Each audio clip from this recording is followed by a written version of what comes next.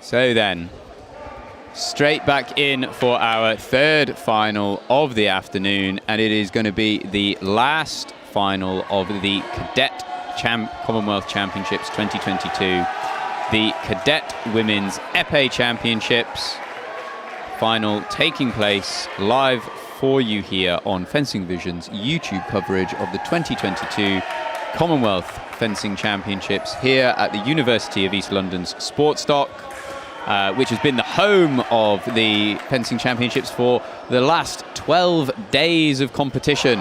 And it has been a fantastic home. It has been a huge venue, lots of space, lots of room, lots of excellent viewing for the spectators, lots of room for the athletes, well decorated. The walls are calming blue. It's a really lovely in here. I wonder where that blue falls on the Dulux color chart.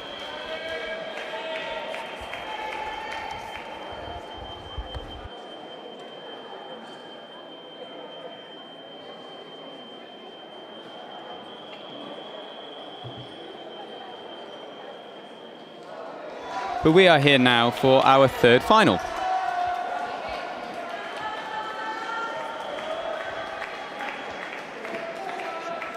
So England,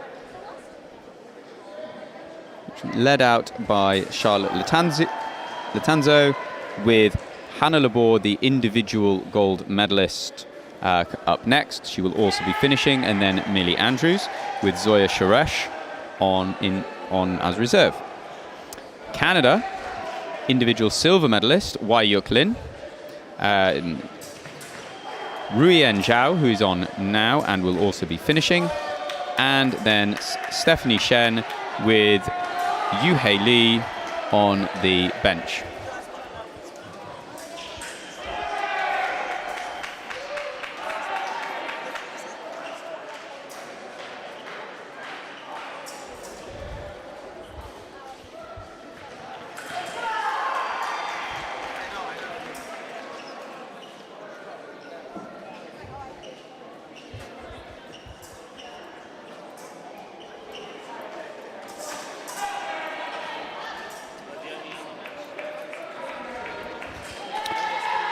So a minute without a touch, and that means it is time for P yellow cards, and it is a P yellow for each team with the scores level. Next time we have a minute without a touch, it will be a P red. If the scores are level, it will be a P red for both teams. If there is one team in the lead, it will be a P red for the trailing team. It will be interesting. It is interesting to see who this will favour and whether this was part of one team's strategy.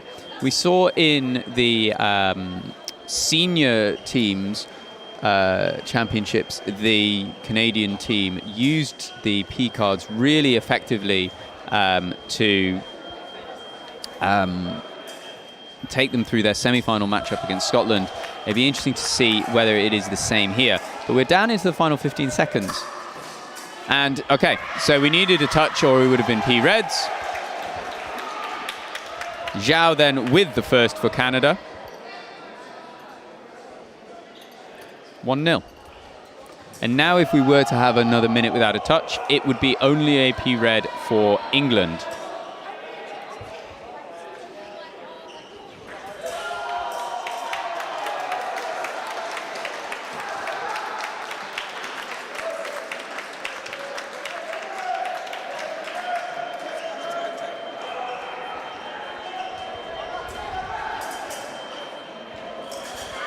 And now Zhao just with that P red and with that one touch, with that P yellow and that one touch lead, Latancio, and as a result, the rest of the England team will need to score every minute.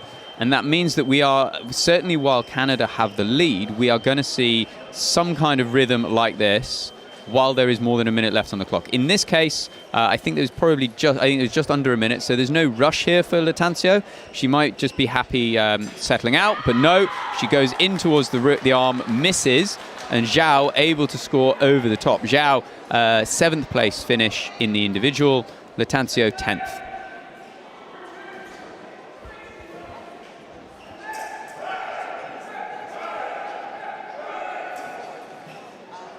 Into the final 10 seconds or so. And as things stand, it will be Canada who are coming out of this much the happier of the two teams.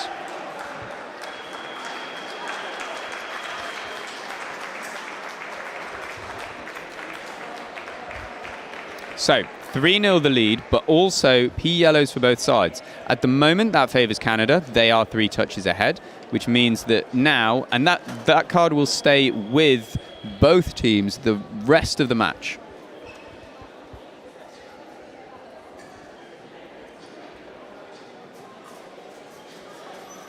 For England, that means now every minute they will need to go and look to score. It's not a hugely taxing. A minute should be plenty of time to score. But what they won't want to do is they won't want to let what's happened, what Canada's senior team did really effectively, which is that when they knew that their opponents had the P card, they pressed for the first 40 or so seconds, then dropped back for the final 20 seconds, making it really difficult in those final 20 seconds of the minute for a touch to be scored, making it more likely that a mistake would be made and extending their lead even further. So let's see how this plays out. Le Bourg on now, the individual champion, in a rematch of the individual final against Wai Yuk Lin on our right for Canada.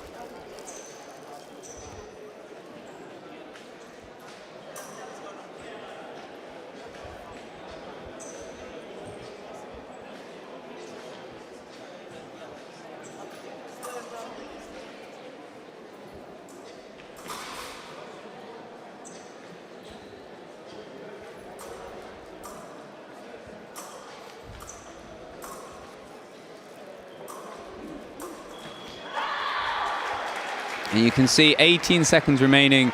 Le Bourg needed to start thinking about going. She saw a moment to attack, picked it. Lin equal to it, scores with the double.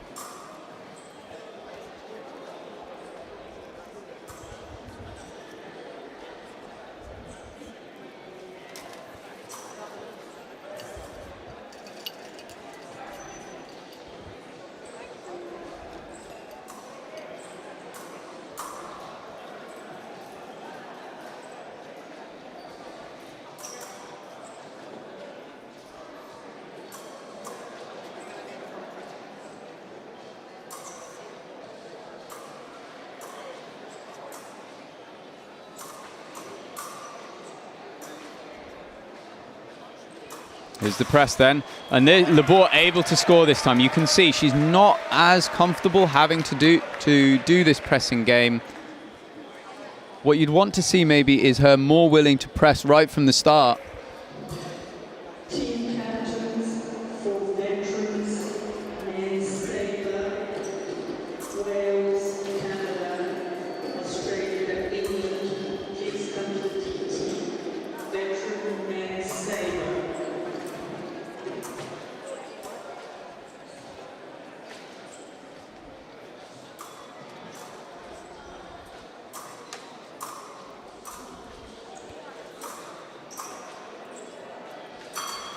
And Labor in to score. She'll be happy now. 59 seconds on the clock.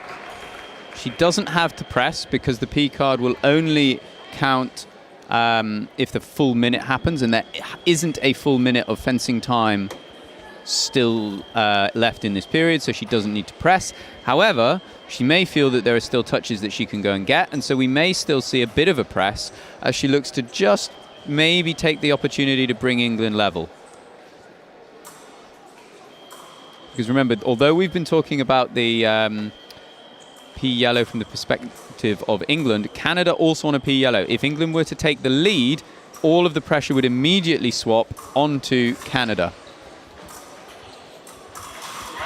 And maybe the risk not paying off for England. Labor pressing, looking to score, and Lin able to land to the leg. She re-establishes this two-touch lead for Canada. And Labor, you think, will probably now want to get back within one if she can in these final 20 seconds. In close, Labor scores. 4-5, 19 seconds left. Let's see how this plays out. There's definitely enough time for another touch if one of them wants it. Of the two, you'd expect it to be Hannah Labor. But may just think, you know what? I'm going to take my... I'm going to take it and run. In the end, it's Lin who attacks, doesn't want to be pressed any further by Labor. Doubles out, 8 seconds remaining. And you think they will probably take it from here. And indeed they do. So, 5-6 at the end of the second. And I am delighted to be joined by, once again, for the last Epee match of the championships, by Dave Baker. Dave, welcome back. Rob, thanks. Great to be back. Last day, I can scarcely believe it. I know, it has flown by. Just like the planes landing at City Airport for the last 12 days. So let me set the scene for you. We're just about to enter the third period. What's been going on? So, first minute, no touch, 0-0, P yellows all round. So there's some danger, there's some jeopardy. We got some jeopardy straight out the blocks. I know you love it. Then, 3 touches for Rui and Zhao, and Canada exited the first leading 3-0. Individual champion Hannah Labor comes on against Wai-Yuk Lin for a rematch of that individual final that we saw a couple of days ago. Brings it back 5 touches to 3, back within 1, but the P yellow still slight advantage to Canada. Lovely, good, yeah. Hannah Labor, very, very impressive fencer, so it doesn't surprise that she's caught up a little bit there. So only, as you say, only 1 in it, but England's got the responsibility to press the Canadians. And we saw Canada, the senior women's team, really use the P yellow card very intelligently on the way to their Commonwealth title. They used it really well in the semi-final against Scotland, and then it was a total turning point in their match against Wales in the final. And they look comfortable in this, going this minute without a touch, and then using the threat of it, but it's a P yellow for both sides. Correct. Yeah. So now leveling it up there. That's probably taking the pressure off a little bit. I guess harder tactically for the cadets. You know, they're still pretty new to the sport and still learning. But I think that's very good tactical awareness by England, by Millie there. Set it up, counter repulsed. made sure she got that one light on and leveled it up.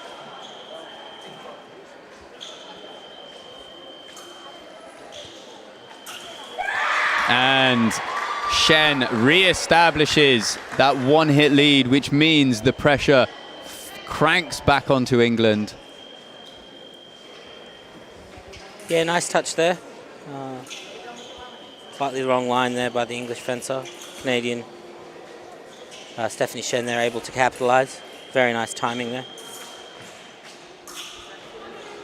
But this is good pressing there by Millie Andrews. I'm really liking that, and it's very, very active. Just trying to find the right time. Only gets a double there. But when she's jostling for position there and really, really pressing Shen, I think that's exactly the right approach. Really feel like that she's creating a lot of this energy in this match. And with that, exactly as you said, Andrews looking to press, looking to set something up. Shen spots the moment and goes in. Yeah, good disengaged lunge. Probably slightly too big a preparation there, and Shen's good enough to take advantage of it. It's a really nice touch. With that P yellow coming so early in the first minute, that's now going to dog all these fencers for the entirety of this match, depending on who's in the lead. So it's just onto what was already a tense environment, that's going to add more tension. Yeah, and then maybe just a little bit rushed there. I think if I was the English coach, I'd be just asking to settle down a little bit. You don't need to be scoring the touches every 20 seconds. Certainly don't want to be going for remises while the opponent's running away from you. Just a little bit more composure.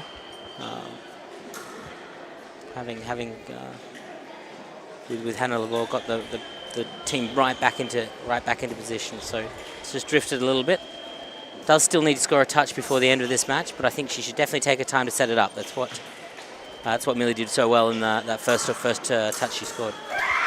And again, looking for that remise as Shen steps backwards, she opens herself up to the attack by the Canadian.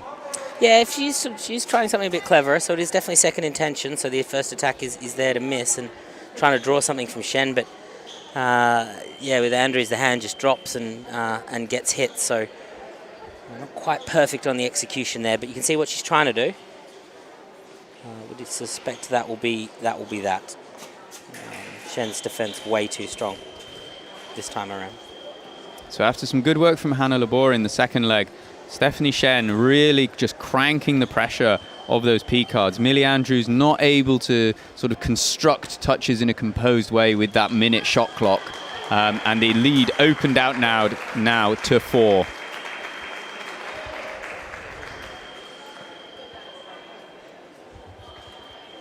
Yeah, I thought it was quite promising there from Andrews. Just missed out a little bit on that final execution. I think the thought process wasn't too bad.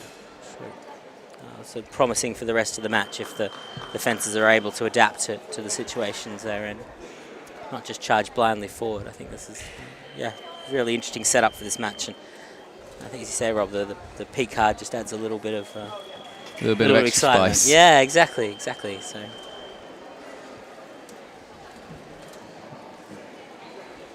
I say, speaking of spice, championships end today. I'm looking forward to, I'm sure you are as well, Dave, a well-earned rest at the end of these championships. I think perhaps I'll treat myself to a Chinese takeaway this evening and a quiet relax. That's very well deserved, Rob. I cannot believe you've been doing this every day for 12 days. Very well earned.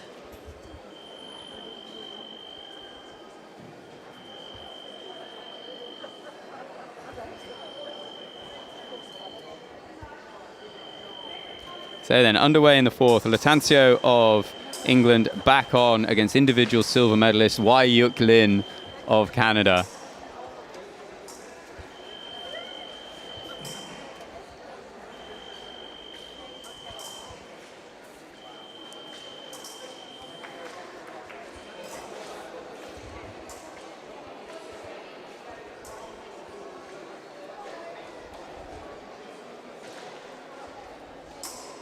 Clearly the Canadians happy to wait.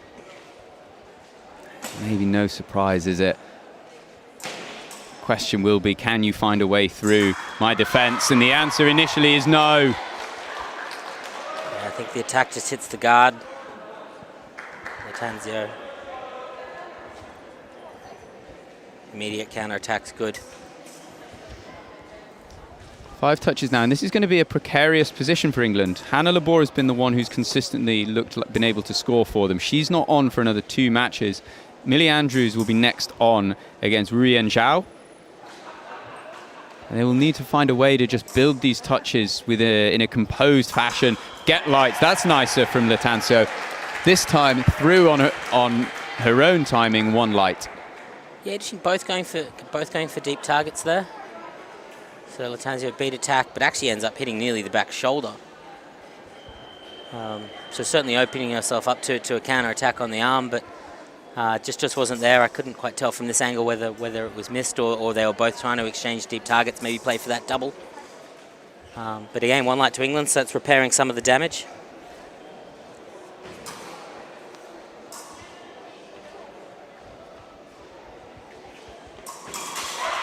Yeah, lovely deep attack from Lin. Yeah, excellent timing. Just catching your opponent flat-footed there. Stunning work. Really have to be very good to get that timing right. We know there's going to be at least 1 more risk of a P-red for Lattanzio. 37 seconds is the time to look out for on the clock. If we get down to that, then it'll be a touch for Canada.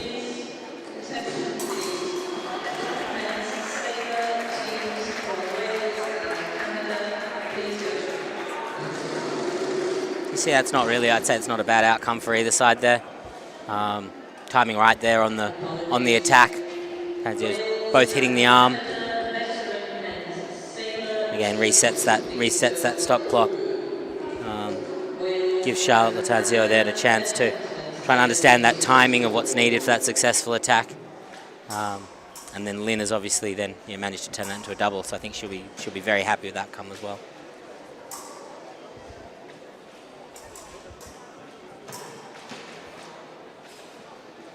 There's not a lot of room for a mistake though. Lin's shown that she'll hit you on that preparation if you get too close. And she's attacking into it really confidently, isn't it? Just again to the top shoulder this time. Lattanzio looking to create something different, show a different target by dropping low. Lin equal to it. Yeah, a little fortunate, I'd say, for Lattanzio to turn that into a double. A short step lunge, low line without the blade. That could have easily gone very wrong, but yeah, good enough to score to the knee there. So that is still a forward target. So not the end of the world, but it's dangerous games she's playing there. You can see Lin here. She doesn't actually need to score anymore, but maybe she's just sensing opportunities to take points. And there we go. Yeah, again, Rob, as you're saying, that there is going to be that opportunity. England probably feel like this is getting away from them a little bit. Attack out of distance, pretty easy parry. Even had time to come off, didn't keep the opposition. Plant the riposte in the middle of the chest. That felt very straightforward. Very nice touch.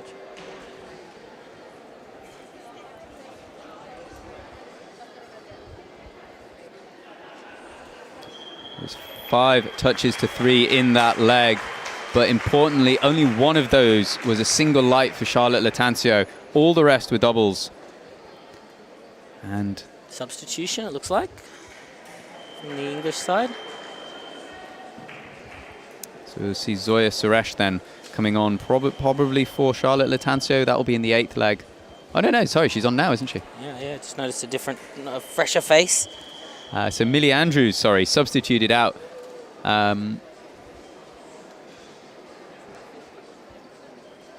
Zoya Suresh now on against Ruyen Zhao. Zhao, who finished in the top 8 of the individual and who really got Canada off to a good start after the initial P card in the... she was in that first leg where we had the P card initially given, then scored 3 touches and just really started to put the pressure on that's allowed Canada to just sit back, absorb the press from England and pick off the moments. Yeah, I've not seen much of Suresh this week. I've refereed Zhao a couple of times. Very strong counter-attack, very good around the hands. I think Suresh probably does want to just take up where Andrews left off, so good press, try and find some second intention, maybe try and draw that counter attack and use a parry or post off the back of it. I think if she starts going in without the blade, it could get very dangerous very quickly. It's not a hugely active press in terms of, imposing herself into Zhao's half of the piece. And there's only 20 seconds left, and Zhao has a lot of piece still left to use in that time. At what point does Suresh start to up the tempo? About now. Gotta go. 10 seconds. You see, I think that's an issue, and I think it's hard coming in as a substitute in this as well, because you haven't fenced yet. You're getting someone that's already got a bit of the feel of the match. You're a couple of hits down. And I mean, maybe the fencers don't know each other as well as they will in the future, I'm sure. But Zhao just loves that counter-attack, that high counter-attack. I've seen it all week to the arm. She's just very good at it. So if you go low without the blade, it's just bread and butter. Suresh currently now fencing sort of without really the urgency that you might need, and it ended up in that final 10 seconds. She sort of had to overcrank the urgency because she ran out of time. You maybe just want to see a bit more pressing right from the outset, create some mistakes that she can then score with. Yeah, something like that wasn't too bad, but again, didn't quite take advantage of it. Did manage to draw an action. As you say, you're now with 15 seconds to go. The noise starts to come from the England crowd again because they know she needs to go. Gotta go. Oh, just in time. Just in time. I think it was on the second. 7. I had 7 in my head. Just in time. What do we know? She's timed it perfectly. Goodness me, that's a great touch. Very nice touch. Gosh, it's about as close as I've ever seen. He's got one back. It's great. Excellent. Oh, it's good initiative from Zhao, though. Yeah, strong beat attack there. Strong beat attack into that press. Probably is, yeah, I think you're right, Rob. Probably not quite active enough early on. Zhao's like, well, actually, if you are going to be a little passive, I'll take over. It's a lovely beat attack to the arm. Restores that gap that the Canadians started with.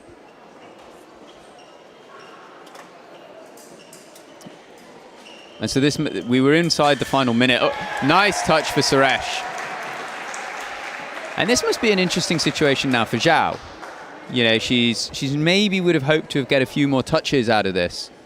And she's now in a position, does she look to try and gain a few, or does she actually just go, you know what, we settle for this and we move on? If I was the coach, I probably wouldn't be advising those attacks off the blade low.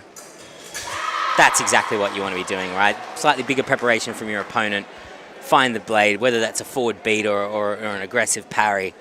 And then hitting to the upper arm. That's really your strength. Zhao is going to finish the match. She's doing the 9th, the anchor leg. Do you feel like 7 hits is enough at this point? I think so. All the pressure on England. It's good fencing. Very good fencing.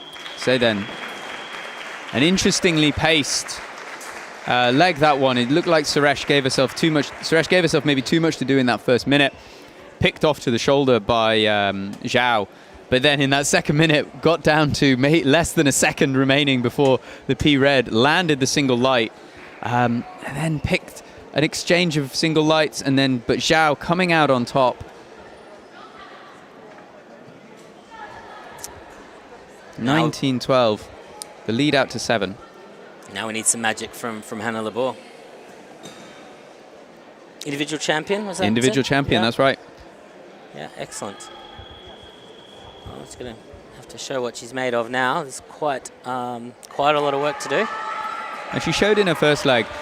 She pretty much caught up the score for England and then continued to press, even in that final minute when the threat of the P card was gone, so she didn't need to, but she continued to press looking to score, and it's good to see because you feel like right now it's going to be the scoreboard that's going to do the damage, right? Yeah, correct. And obviously it'd be an incredible effort to get it back to level and take some of that P card pressure off, but if you can't do that, even just reducing the deficit by a couple, obviously she will be finishing off against Zhao Ruan as well, so she knows that she's probably going to have to do some catching up in that final leg as well, so the more she can limit the damage, the better.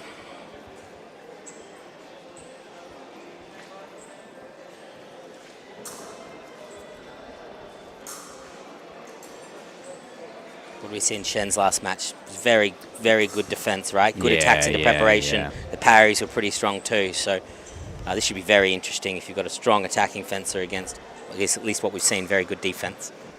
And Labor in the individual final, she was really strong on the blade. If anyone gave her the blade, she just collected it and stuffed it right back in.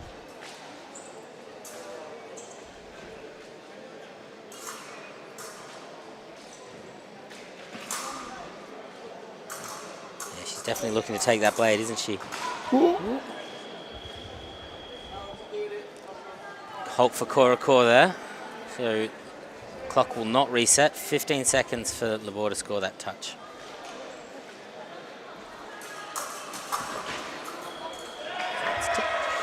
I think that is a touch. So there is going to be a video, but they have to be completely passed. They have to be completely passed for that touch not to stand. And I think from up here, they weren't completely passed, and I didn't see any evidence of Korakor either. So again, don't have access to the video up here. It looks like they've awarded the touch. Okay, as suspected. So that's a good start for Labor. Very good start for Labor with only 9 seconds left on the clock for the passivity card.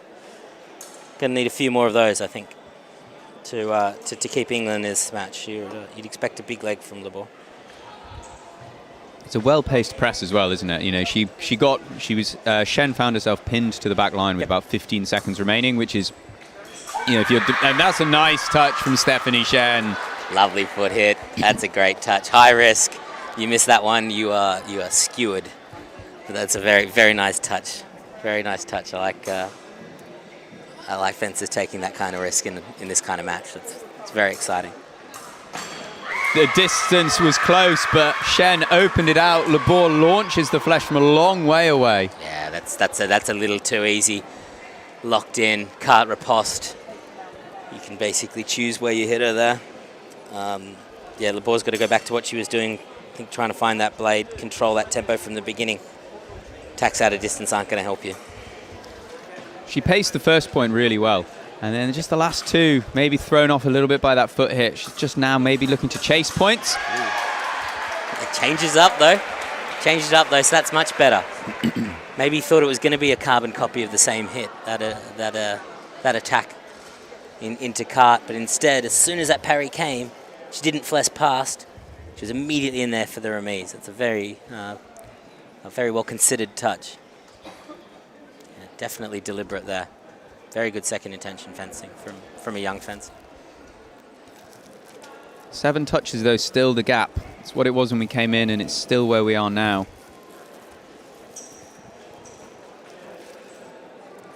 It's a lot of touches in a match just where, you know, single lights have been pretty hard to come by. Nice change up from Labor. I like that. Change the line. To disengage there, and again able to get over a counter attack with a high guard.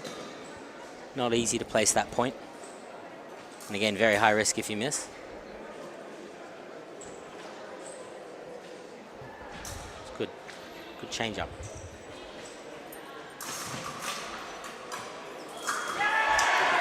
Better point as well from Labor. This time she can see that Shen is itching to attack into that preparation, lets it come eventually and deals with it well, and is able to get the point on target. Yeah, the press has been good and very, very consistent. Only a couple of mistakes that have resulted in being hit, but overall the press has been very good and has drawn mistakes out from the opponent to take advantage of, and that's another element of that.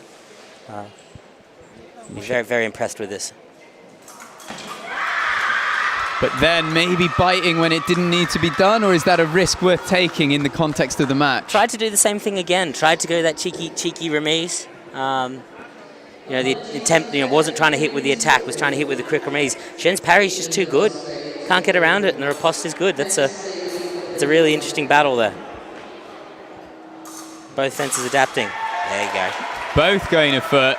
Labor's light is on, Shen's is not, so the lead back within 6.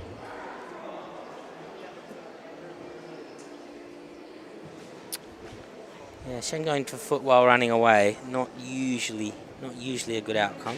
Ladies and gentlemen, please welcome to the blue piece, The veteran men's Sabre third place Oh, player. a little shadow just flitted over me there. Thought for a second it might have been a pigeon in through the open doors, but no, just a little bit of fluff drifting across. Nothing to worry about, folks. Day 12, Rob. There's too much going on.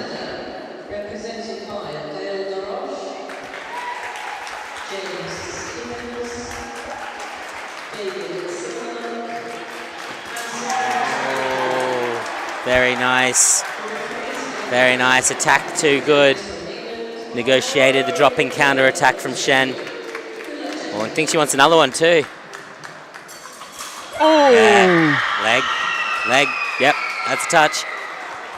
Tried for the counter time. Tried to parry. And the no time left. An enthralling leg, that one. And Labor succeeds in bringing the gap down by 1. Will she have been looking for more, or is that a good start to the comeback from England? Oh, look, Labor's going to be disappointed with that, I think. But I think what we've seen is very good fencing from both sides. Labor very creative, and I guess given the state of the match, you are going to have to see that aggression and that creativity coming from England. But not a lot of doubles, a lot of single lights from either side. Both fences reacting to each other, growing in terms of the complexity and difficulty of the actions. So very, very good to see. And again, Stephanie Shen's defence has been phenomenal. More than up to the task. So here we are in the 7th, and the substitution reversed for England. So Millie Andrews back on after Zoya Suresh was brought in for the 5th. And she will be taking on the individual silver medalist, Wai-Yuk Lin, with a 6-hit lead. Yeah, I think it's probably the right move.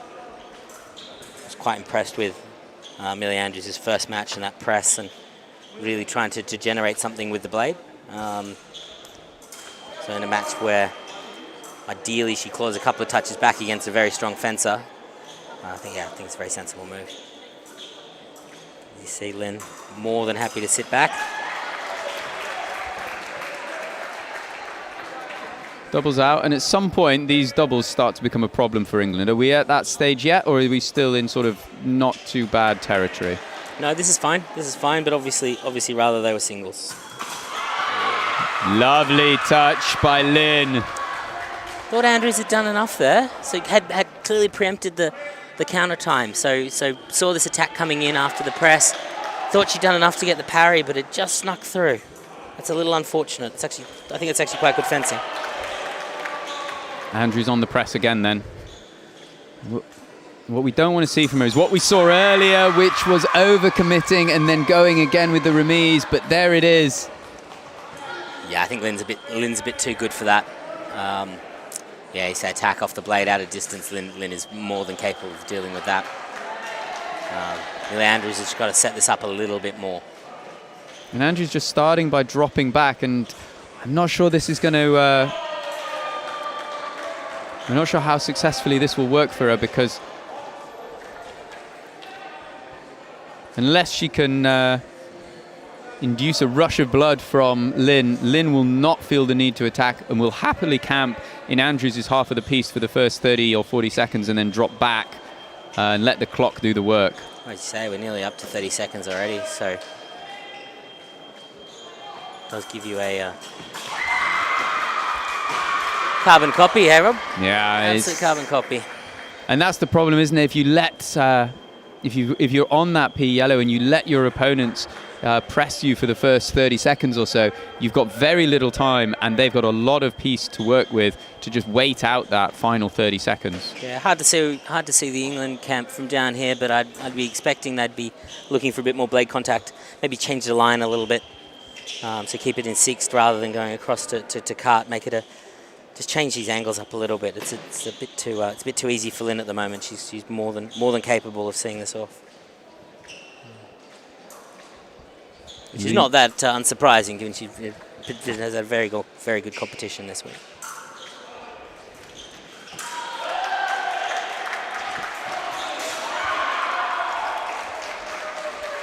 It's not a bad outcome, that. Takes the pressure off the P cards. Now you've got 56 seconds to set up your hit with no pressure at all. See if you can get there. But as you say, the Canadians are just doing enough every leg, just pushing that lead out just a little bit more. Now pretty big with 9 hits. If you're Andrews here, you think you want to get one back before the end of this leg? I think they absolutely have to, surely. And again, in with the remise, Andrews. Lynn balanced, equal to it. It's difficult because, yeah, obviously you don't... you're going to need to start clawing hits back now. You can't leave too much for your teammates. At the same time, you do want to set up the touches a little bit more than that. The sort of automatic push to a remise after, actually not a bad little foot hit. That's actually reasonably low risk. Perhaps might have been better to go back and reset rather than allow Lynn the relatively straightforward counterattack. The distance opening up big now. Both fencers seemingly quite happy to take us into the 8th. Lynn will feel that she's done a terrific job. Andrews presumably content to not make the damage, to let the lead get any worse. But 6 points to 2 that leg for Canada. Yeah, great leg for Canada. That it's now really turned this into a commanding lead with only 2 legs to go. You're going to need to see something special if this is going to turn around. This sort of tactical astuteness has really been a hallmark of these Canadian women's epee teams across the championship, starting with the seniors, but also its mature use of the cards from this young cadet team.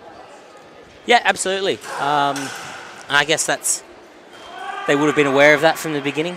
So to let that go to a priority card penalty in the first leg, knowing that gives them a bit of risk as well, falling behind, and they'd have to be comfortable chasing the match. But then, as you say, you go 3-0 up in that first leg, suddenly you're in control. So Charlotte Latancio on against Stephanie Shen. And this is going to be danger for Latancio because Shen's defense has been so strong. And every time she's been pressed, she's looked comfortable and she's just picked off any mistake that she's been given.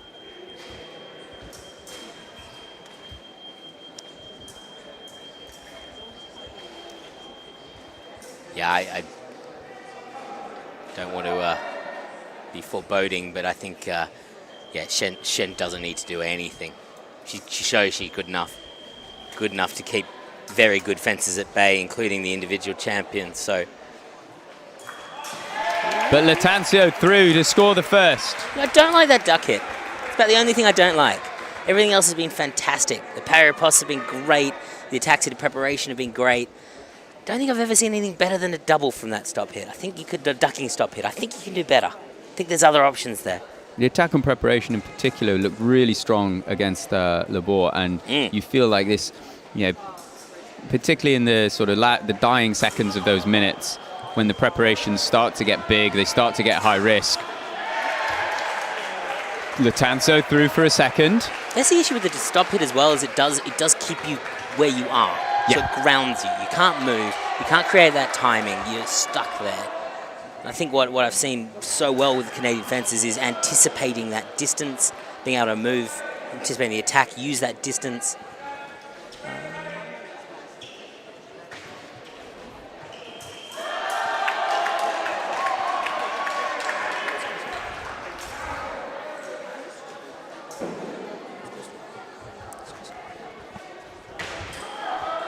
Well, I think it...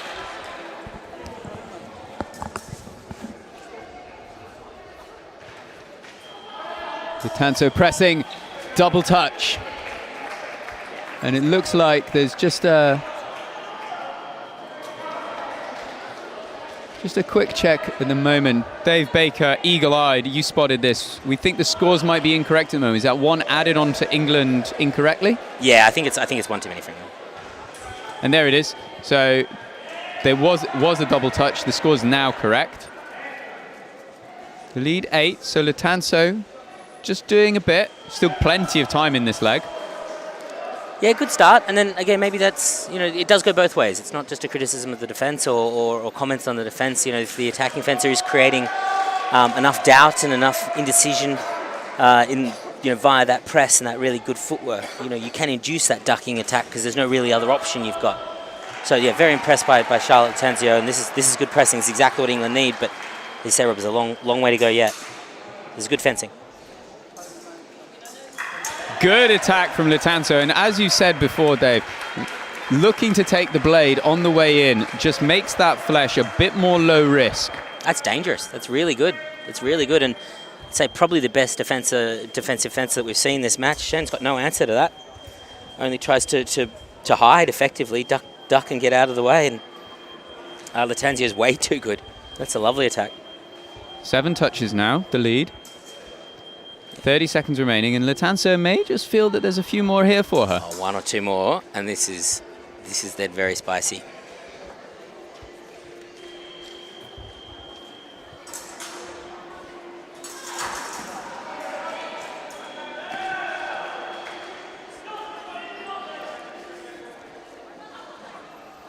After Holt there.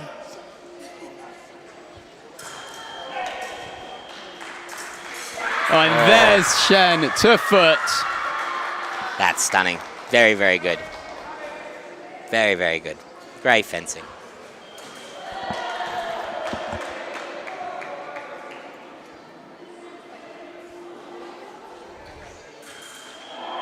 Eight touches then, the lead. Lattanzio did a great job of reducing the damage, but it is still a big ask for Hannah Labor to make up 8 touches in this final leg. I guess the only thing you could really say in favor is there's a lot of touches to play with. There are.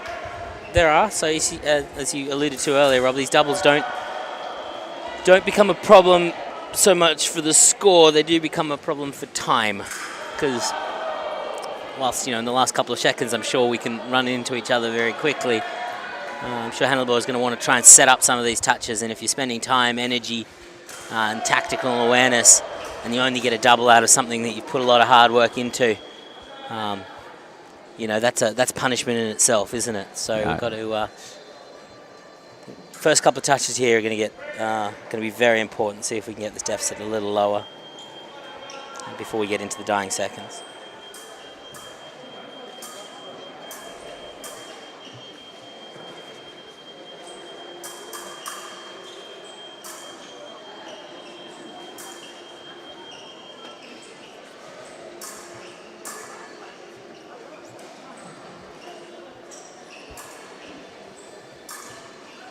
Look at where Labor is on the piste.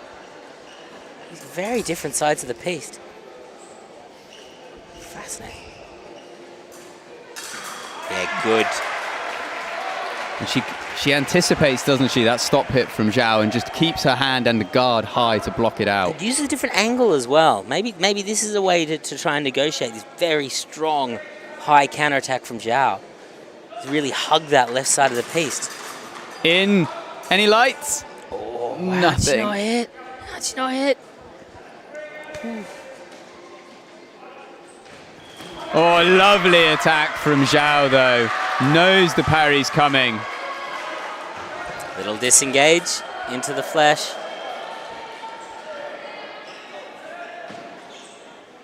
Navigates to the defense of the ball there. Very, very nice.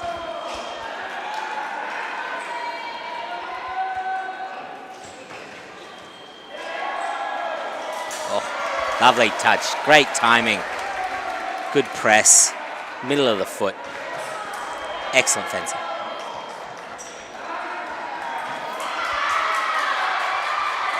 Zhao's got an equal to it though. Faint disengaged flesh. Top of the shoulder. Absolute textbook. So we know now that touches are going to be scored. And there, into the preparation is Zhao. Is Labor, sorry. Into Zhao's preparation. Yeah, I'm not sure. Zhao's a bit more aggressive than I thought she'd be for this. It's still a 7-hit lead. But certainly not ceding any ground to Labor in the middle. Really wants this battle to take place in the middle. Very interesting. And as you say it again, they're in. Oh, if they're not hit. Incredible. Just feel like maybe twice now Labor's just maybe left touches out there. Yeah, at least 2. maybe 3. Just asking about the floor. I don't think so. And we don't have access to the replay up here that the referees do. Can be actually quite hard to see on that far side as well for the referees, just to see what info they can glean. Didn't look like the blades went in real time for me. Didn't look like the blades went anywhere near the floor. So I think this probably will be a double. But again, I can't see what the referees can see. So. And in a situation like this, is there any sense of, if it's been given as a touch, then they're looking for evidence to overrule, or what's the sort of rule of thumb there, Dave? You're looking for Epee is objective truth, isn't it, Rob? So we are looking for exactly what happened. But using your assessors and using what you saw. That's a lovely touch from Labor. That's good, very clever. Draw the counter attack, find the parry. 6 riposte with a big lunge. We're within 6 now, 1:15, a long time left if Labor can keep scoring at this pace. Very high energy final leg, and Zhao's keen to play as well. Sort of the first time now we're seeing her drop back. Zhao's definitely on the front foot here. This is it's great to see. Oh, and Hannah Labor picks the moment. Too good. Zhao doesn't commit to the counterattack till right at the end. So it means that Labor's got the timing. First chance to make that hit. Does a great job. Zhao if Zhao wants to go down that route, she's got to find that timing a little bit earlier. Break that long lunge. Break that long flash. So are we going to see maybe an early attack from Zhao? We saw a drop. That wouldn't surprise me at all. So it does then mean Labor's going to be very careful about the preparations, because you might have a freight train coming from the other side. There it is. To leg. That's the risk. There's no free passes moving forward. Again, well navigated there. So you keep the point going forward, you can react. That's good. Very good fencing.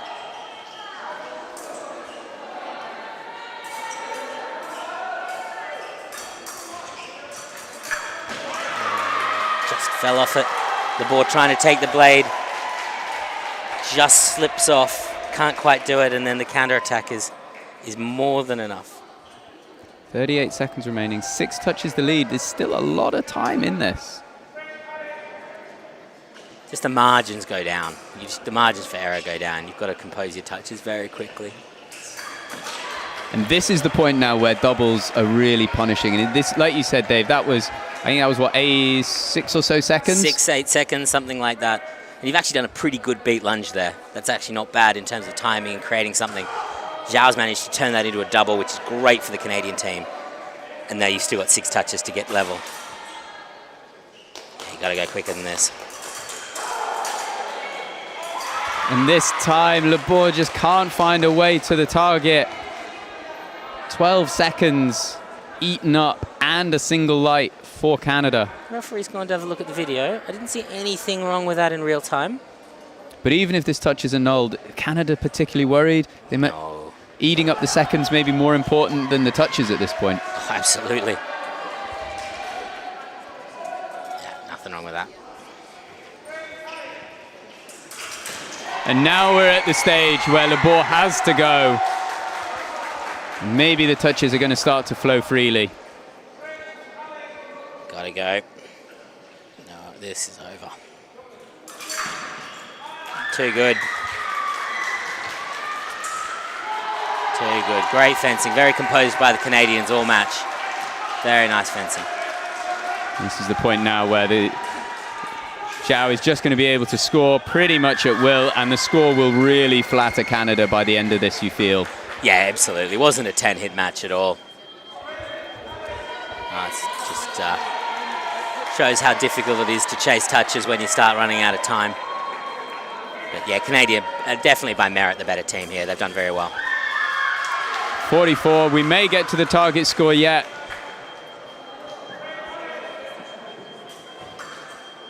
And there it is, 45-33, Canada.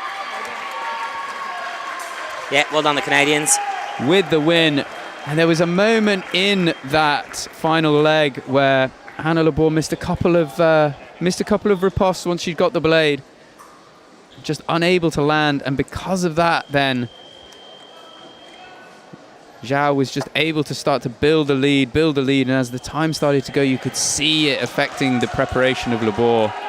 Yeah, shows how small those margins are, Rob, if you, how different it could be if the little things go your way. So Canada, gold medalists in the last cadet event of this championships, the last épée event of this championships, and we now have, there are only 2 gold medals remaining in the Commonwealth Fencing Championships 2022, and that is the veteran men's team sabre and the veteran women's team foil, and we will have that for you here live on Fencing Vision very shortly. Join us then for that.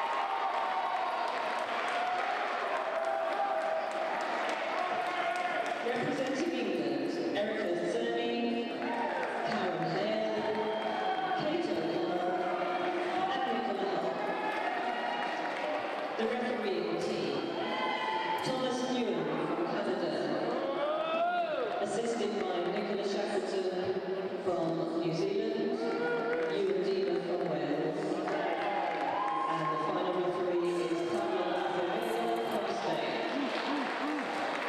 Good ladies. Welcome back. It was indeed just a short break, and it is time for our penultimate final of the day, our penultimate final of the championships.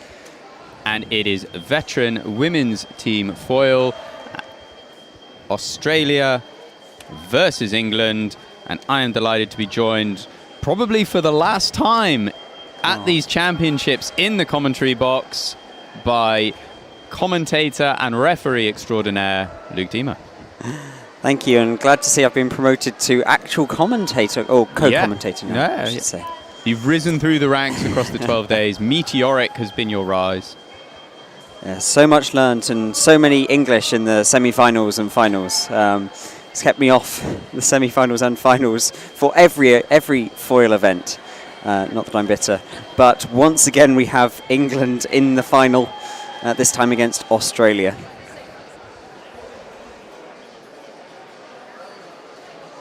And of course, what we do know about this is that the Australian team will be led by Jenny Bonnie-Millett, the individual gold medalist, and the England team will be led by Kate O'Connell, the individual silver medalist.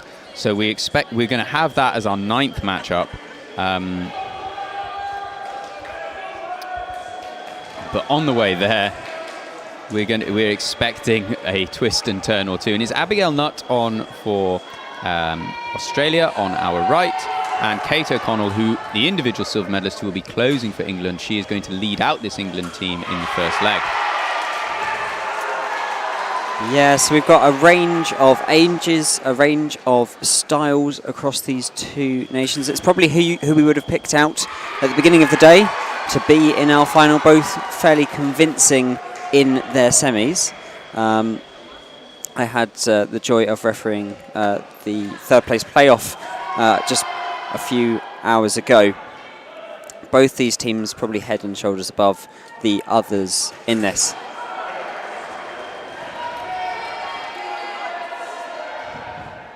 Something I'm expecting to see from Nutt of Australia on the right. She comes out with a lot of energy. I refereed her pool in the individual. She was also in multiple other events as well, it's fair to say. So she's had a long championships, but you can see that energy and enthusiasm coming through already. Just immediately starting to look to press.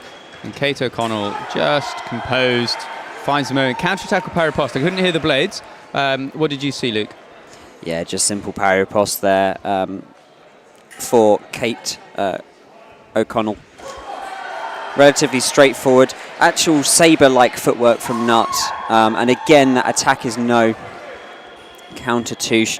I think Nutt just needs to control her blade a little bit more. Bring it down to level. It's a bit up and down. It's helping avoid her parries, helping avoid O'Connell's parries, but it's not going to see her landing anytime soon. At the moment, Kate O'Connell looks like she's quite happy to keep a wide distance here. Let Abigail Nutt's attack finish and then deal with it either by parrying or by taking over the attack itself. So you're right, like the build-up. And there, through with the remise. Remise of the riposte there? Yes, we've got a referee in the making over here. Maybe we should swap roles. Maybe that's the best approach. Always nice to see in veterans there. You know, an apology for the more scrappy of hits, but stands. It's just as good as any pretty hit that we will celebrate up here in the commentary box. And there's the counter attack from Kate O'Connell. 3-1 the lead, and she's just giving herself room to deal with this attack from Abigail Nutt. Punishing it with parry riposte, counter attack, and then attacking a sort of answering attack of her own. Yeah, O'Connell quite passive in this fight. I think to give Nutt her due, she's been very active. She's now backed off a little bit because she's seen the attacks aren't quite working. But actually, when she was pressing and pressing and pressing, O'Connell was happy to soak up that pressure, counter or parry her way through.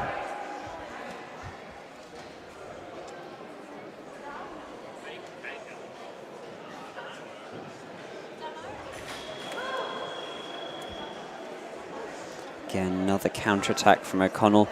Nutt actually I was going to say, backing off a little bit, relying on O'Connell, who has a slightly weaker attack. There's less explosive power, I think, than what Nutt has in her back leg. He says, as she just does a lovely step lunge through to take England ahead in that first leg. So 5-1 England lead. The individual silver medalist doing exactly what you would want her to do. She will hand over to her teammate Erica Cerny. Meanwhile, Abigail Nutt will hand over to the individual gold medalist, Jenny Bonnie Millett, on now for Australia. Yeah, so now we have two very physical fencers. These are both fencers I've refereed in the past. So I've not had the joy of refereeing some of the English team, being English myself, but at various, of course, veteran events and indeed opens with Erica. We've seen lots of kind of relatively kind of large parries, holding the blade, going in for the ripostes. She's quite a physical fencer. She's not scared to attack, often with broken timing attacks, punching her way through. As you said, we've seen Jenny Bonnie Millett in the individual final. I think probably far stronger footwork in and out. A surprisingly long lunge that she was able to bring up there as well. But as we've said in many a team event, teams are very different to individuals. You cannot afford to drop the odd point here and there when the margins are so small. Second period underway then, and Bonnie Millett on with a 4-touch deficit to catch up. And you know, it is again the old adage does hold true, doesn't it? Even when you're looking at facing a deficit, we had Dave Baker talking about it a moment ago in the Cadet Epee final. One touch at a time. No worries. Don't think about the score. I'm not sure I have his Epee patience there for chasing deficits, but yes, absolutely. You can't get too racked up in having to chase it, particularly this early on. You want to make it about making your game and imposing your chances on this fight.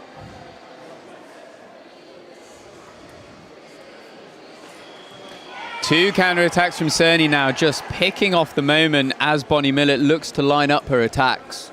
Yeah, both times Bonnie Millett's gone high as if to drop in low afterwards. And every time it's almost a signal for Erica to step in there with a counter. She's picked it off very well. If it's a habit, rather than something she's deliberately doing, this might work well for England.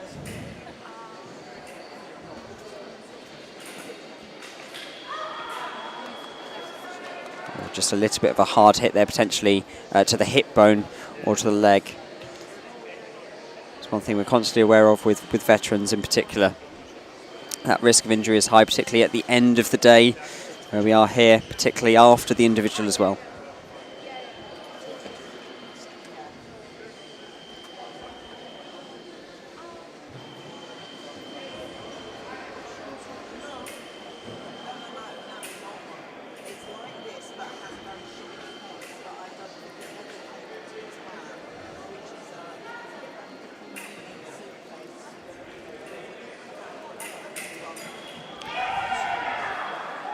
And counter riposte from Erica Cerny. 3 touches unanswered so far. Yeah, Erica will be very happy with this performance so far, as you said.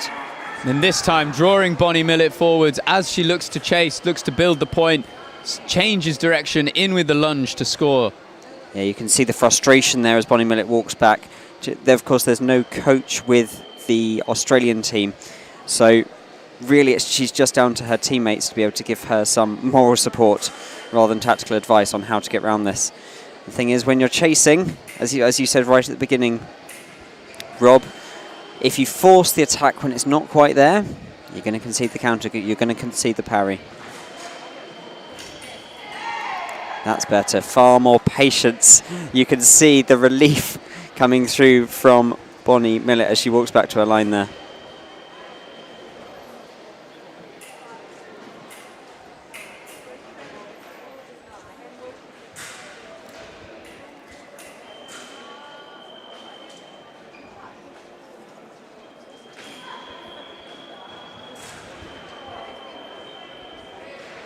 So attack coming there from Bonnie Millett. She's the one that commits first to it.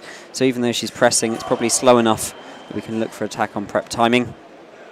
But Bonnie Millett the first to instigate that, and Erica going in afterwards. And this time, Bonnie Millett, she knows that the counterattack from Erica Cerny will be coming, draws it out, takes the parry and scores. Maybe just starting to get her game going now. Yeah, it's always a challenge to warm up ahead of the match. Of course, they've had their last 8 and their semi-finals, but you've got to ease yourself into a match. You see the pace slow down somewhat. Bonnie Millett actually doing a good job to manage this approach, slowly pressing now. She probably rushed out the gate a little bit too quickly, conceded those fast counterattacks early on. Now this is suiting her game, as with that slow press we've seen so much of throughout this championships. Cerny on the back line, off the back line.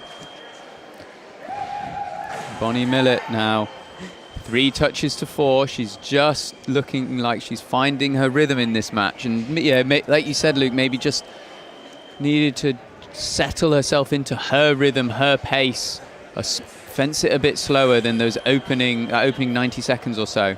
Yeah, unfortunately the damage has already been done for Australia, with Erica able to open up those extra points, those extra 4 points. But this is more what we'd expect potentially in those later fights in terms of managing this thing. Great call there as well for off the piste from referee Pablo Acevedo, as the counterattack finally works there for Erica. So 10-4 the score, and Erica Cerny will be delighted with her work here because she has opened out that lead again. 4 points it was, it is now 6. Cerny handing over to Karen Hale. Meanwhile, Bonnie Millett handing over to Annabelle Ballard, probably. Ballard 10th in the individual event. Karen Hale 7th.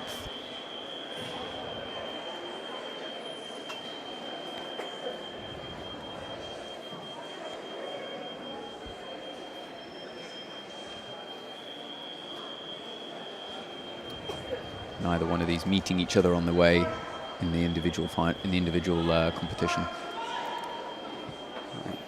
So I think we'll see early doors how much of those messages of patience, of slow build and press have got through into the Australian camp, whether we'll see those dancing footwork from Ballard that we've come accustomed to in the individual.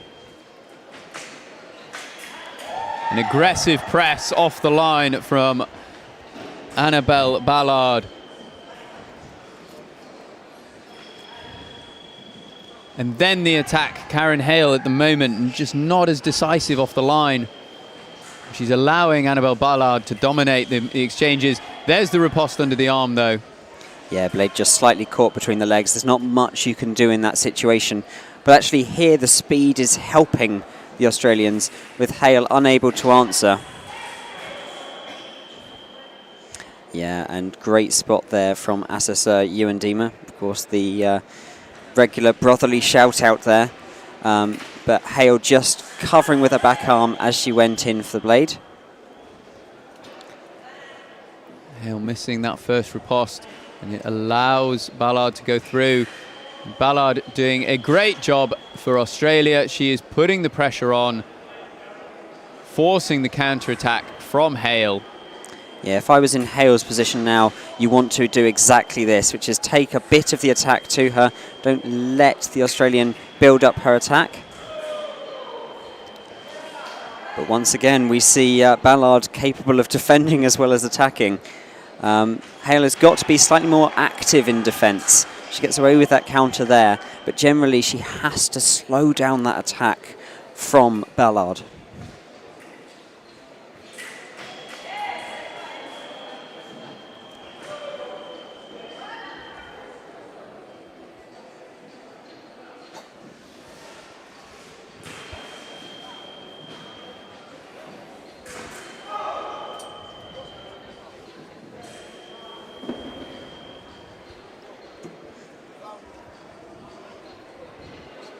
Referee's just looking at the video.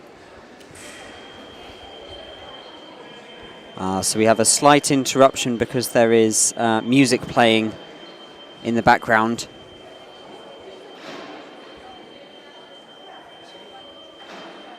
And with that, we have the video replay as well. So point going there to Ballard of Australia.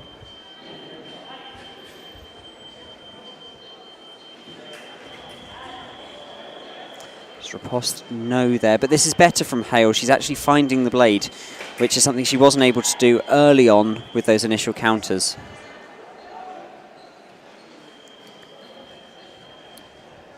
So Hale believes she's found the blade. She's sent yeah, so referee Thomas Nguyen there going to video, but sticking with his original call of attack or fair. So he's saying that yes, she did find the parry, but because fencing is that offensive weapon, attack still stands because Ballard has gone for the beat as well.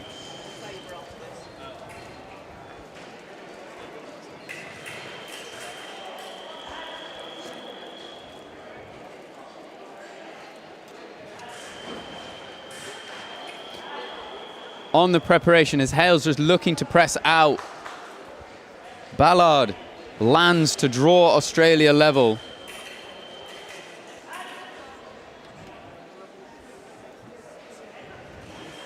Neither fence are that comfortable at the close quarters, it's fair to say, but there is a piece of timing here around with attack on preps both ways.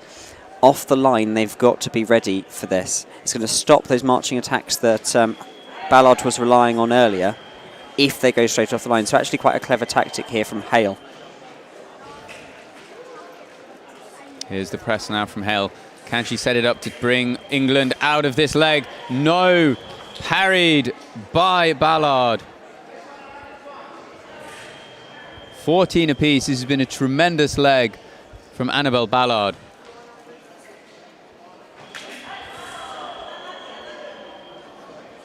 Now we return to those attacks that we saw right at the beginning of this bout. Coming in from Ballard, happy to chase through. And there's a hand up from Ewan Dima, which will mean another card for covering, and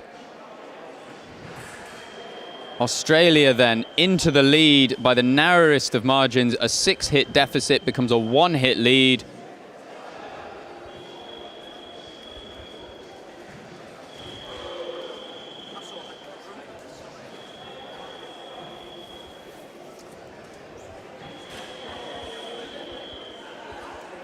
We are into the fourth, and you think that maybe now, so Erica Sony will be back on, and if Jenny Bonnie Miller comes back on with the scores close like this, she may not feel the same pressure to really get out and rush against her opponents. But Erica Cerny has been substituted for Nicola Hull, it looks like, for the England team.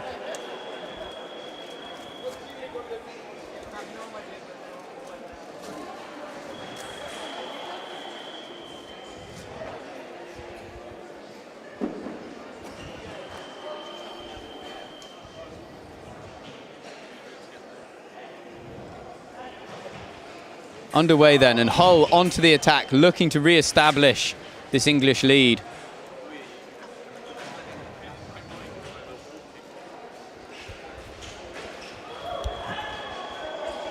And she overshoots, does Hull, while building the attack, and Abigail Nutt starts her own but is unable to land on target.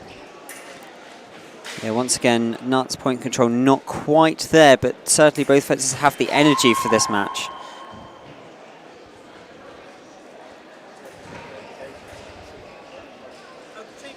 Nicola Hull, individual bronze medalist, lost out to Jenny Bonnie Millett in that semi-final, 10-1, but she was the top seed coming out of the pools in the individual competition. So you expect in this sort of match-to-5 environment of a team event, this might be where she's able to thrive.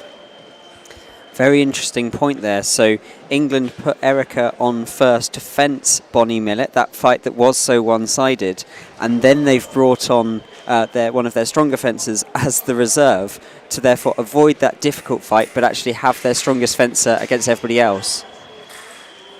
And yellow card there for ducking of the head.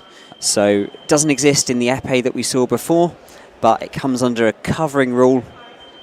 You can't duck your head down because it covers valid target area. Yellow card to Nutt. And there's the attack. Hull caught looking for a parry. It's not there, and Abigail Nutt is through.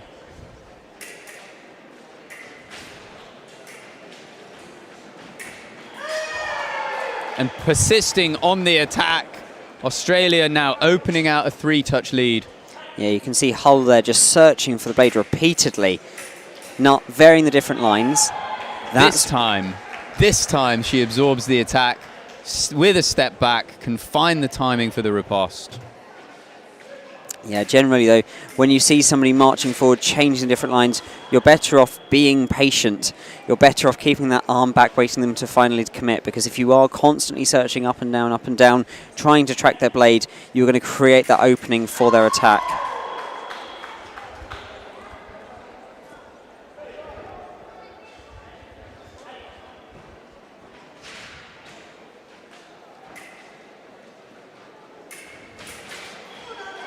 And there's the riposte again from Nicola Hull.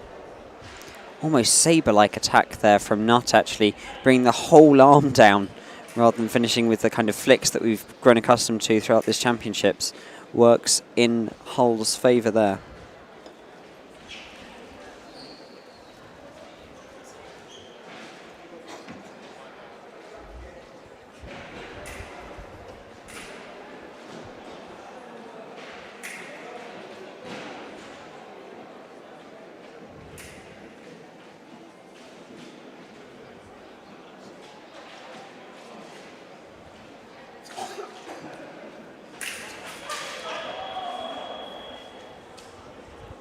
Feels like the pace has just come out of this match a little bit. Both fencers just taking a little bit of a breather. We had a few points again in quick succession.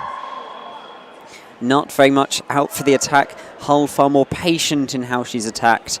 But both fencers taking the time now before the end of this leg, just to try and suss the other one out. Build something. And interesting there what we see, despite not taking the parry, she does nothing with it, absolutely nothing. So we see Hull pressing forwards again and able to score with the attack. You can see Nutt's looking to find a way to set up that attack where she's close enough, and she's been drawing Nicola Hull forwards to look to take up the attack over the top of her as she comes to a stop, hoping that will create the that sort of closer distance that she needs for that finish. Yeah, Hull not wanting to attack, actually. You look at the in and out footwork. She's a few steps forwards and back. It's almost Epee-like footwork, to be honest. She's looking for Nutt to commit to the attack, but ideally overcommit and get that parry riposte instead.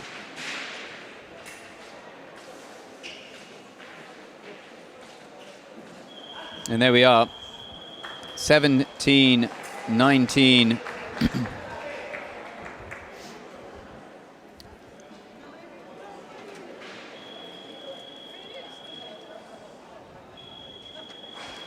So 4 touches to 3, a slight edge for Australia coming out of that leg, but you feel like maybe Nicola Hull just got a bit more of a grip of it into that second half, and we ended up really with a sort of a very even matchup in the last minute or so of the leg.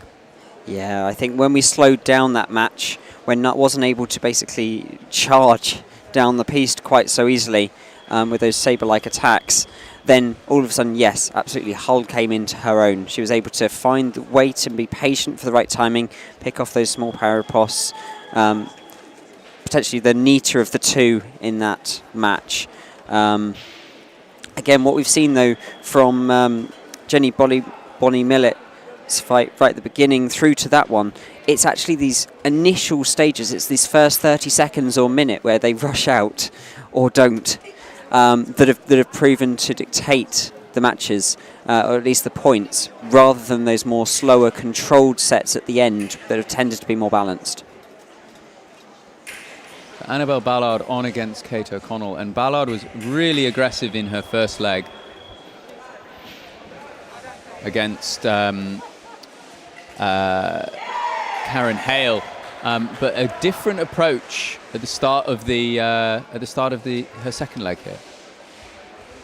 Yes, and I think it's fair to say it's currently being quite dictated by O'Connell. She's far more pressing. There we go, getting a remise actually. But she's not allowing Ballard the opportunity to attack so much like this, in part because of what she's seen before.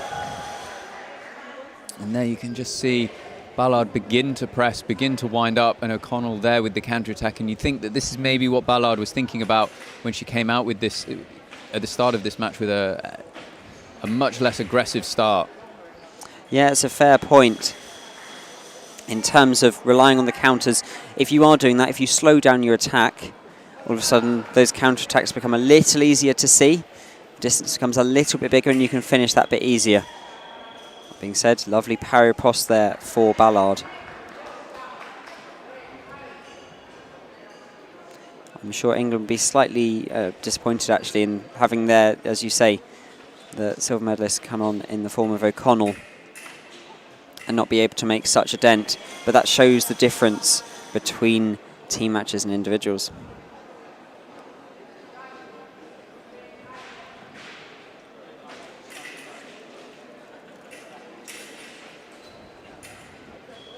And there's the counter-attack from O'Connell. You can see the wind-up beginning from Annabelle Ballard. Hits into it and escapes away. She's looking for that same timing there.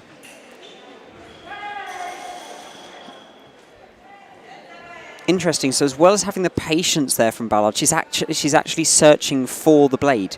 So she's waiting for O'Connell to actually counter. You can see O'Connell going for multiple counters actually. And then we have this battle of the blades. So even though it's Ballard on the attack, she's actually waiting, trying to take the blade entirely to make sure she can guarantee that it's hers when she hits, rather than relying on her attack going through and O'Connell missing. O'Connell there for just finding an earlier timing to go in and score.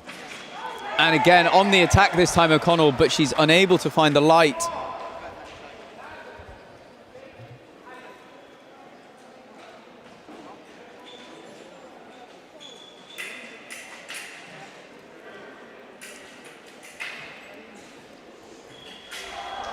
And another counter-attack from O'Connell, just keeping England in this. Yes, Ballard with one needed to take them out of this leg. Absolutely, it's not something you want to rely on when chasing, and in fact the kind of things you want to rely on are things like this. That parry post where you can guarantee the hit, or at least the right of way, you're not relying on somebody else missing. Particularly when it's slowed down to this pace, those counter-attacks become a little bit more risky.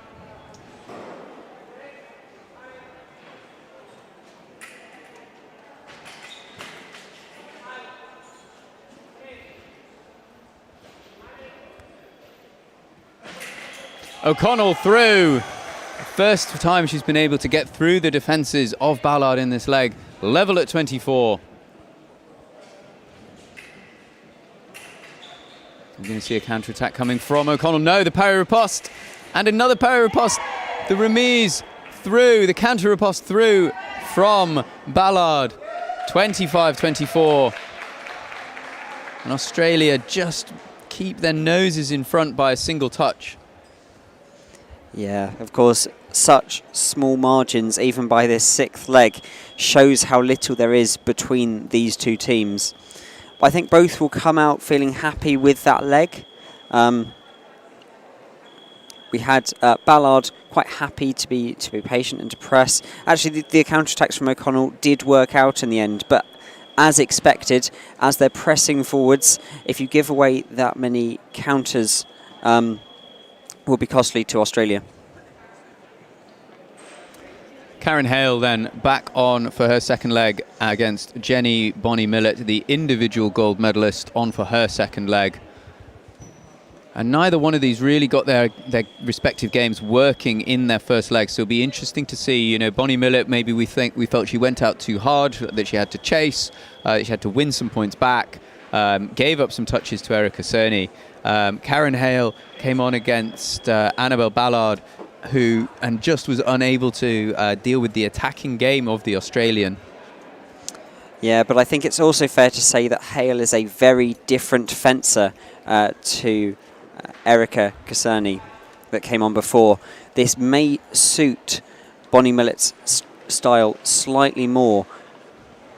See, already she's slightly more active with the feet, happy to press at different lines. Take the blade, though she's caught in the head wire there.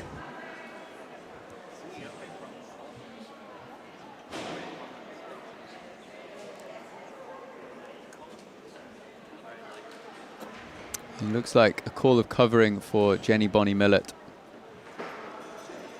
So despite the clarification there of Assessor Ewan Deemer and the call to video initially before they saw the assessor, Bonnie Millett just questioning whether there was covering in there.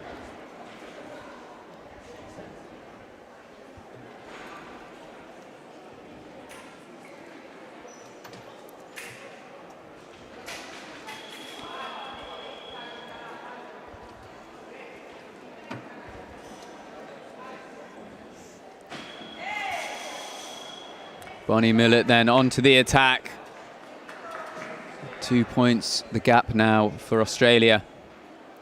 Yeah, just before that point, Hale had been able to actually catch Bonnie Millett a little bit flat-footed, and I wonder if that's what prompted her to then go straight out of the blocks with that next attack off the line, step forward lunge, that kind of eyes closed action that will always win against those eyes open, slower pressing attacks. Ooh.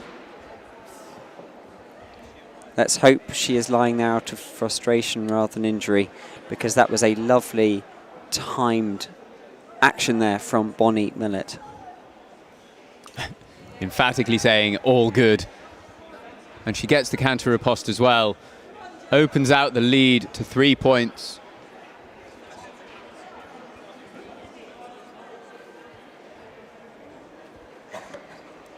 Referee Pablo Azevedo explaining what on earth just happened there. We had a lovely action before all the falling over. It's one of the challenges of a raised piece.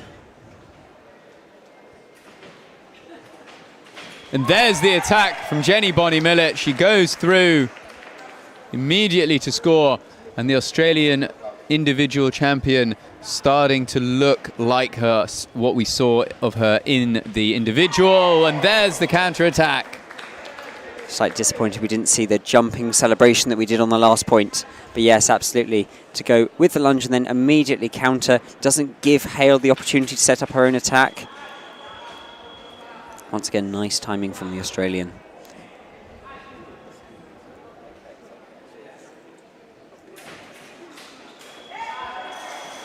Hale finds her way through the defences of Bonnie Millett, scoring her first. Yeah, nice delayed riposte there from Hale. And this is what she needs to do. Bonnie Millett has fast footwork, not just for a veteran, I think just generally. You can see this, you can see how active she is even with her celebrations. So Hale has got to be slightly more active than this. She's at the moment she's quite happy to wait back. And there, as she looks to wind up, Jenny Bonnie Millett with the counter-attack. And she has opened up for Australia a 5-point lead. Yeah, that's more what we'd expect from the individual champion.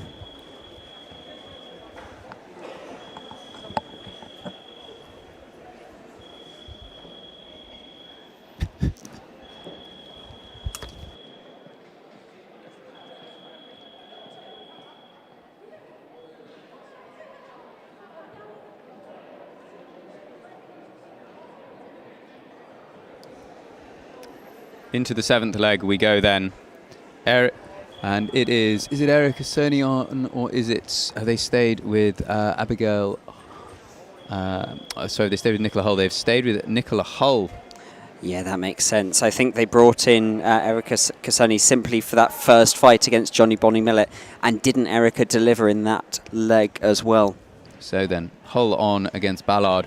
Ballard has looked strong all match, actually. She performed really well against Karen Hale and then did a excellent fight against Kate O'Connell in just 2 matches ago. But Hull now looking to really get into this match. Yeah, actively aggressive out of the blocks as well. And that's no remark on Ballard. You know, she's had a bit of an attack herself in previous rounds. But Hull straight out there wanting to press. I know the deficit is just the 5 points. We said about 1 point at a time, but I wonder if that's weighing on her right now. Ballard, though, with the attack, invites the counter-attack from Hull, which misses and lands her own.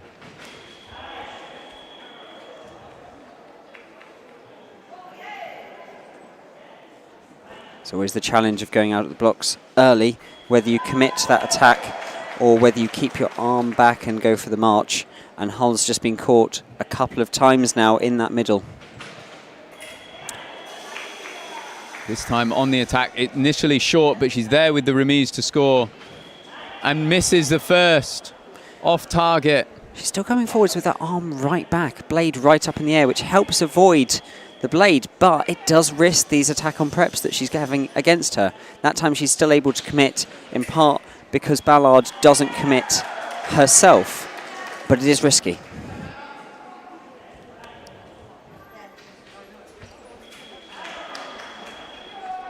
Nicola Hull now just looking to up the pace of this match. Really get at the Australians, but Annabelle Ballard holding her composure, still 5 points the lead.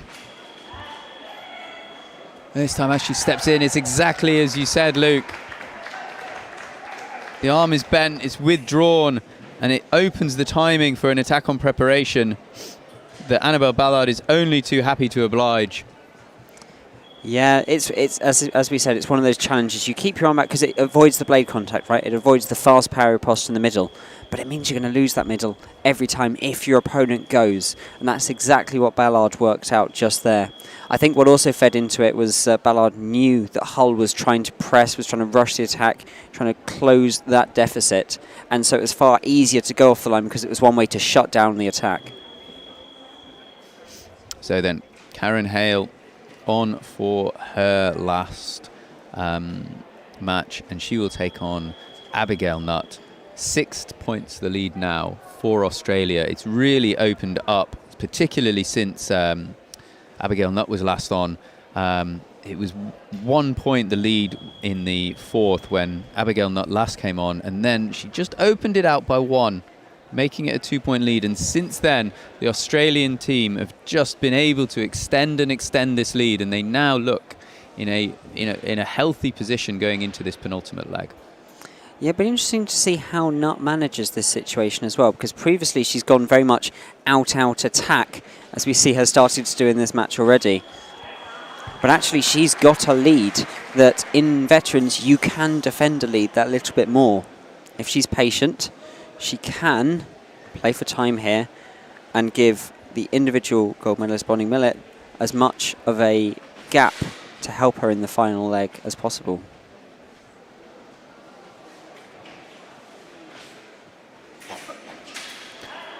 Hale collects the blade, but she's unable to land the riposte on target. Thinks about a video call, I think, for covering, but decides against it. Yeah, it's never a wise decision when you have the assesseurs looking specifically for these kinds of penalties on either end of the piste. It's a bit of a wasted video if you go for that. Of course, you only have the one unsuccessful video per leg of this team match. So better off leaving it for now. Attack off target from Nutt. Looked like maybe it hit the hand. Yeah, just checking the piste regardless, but absolutely.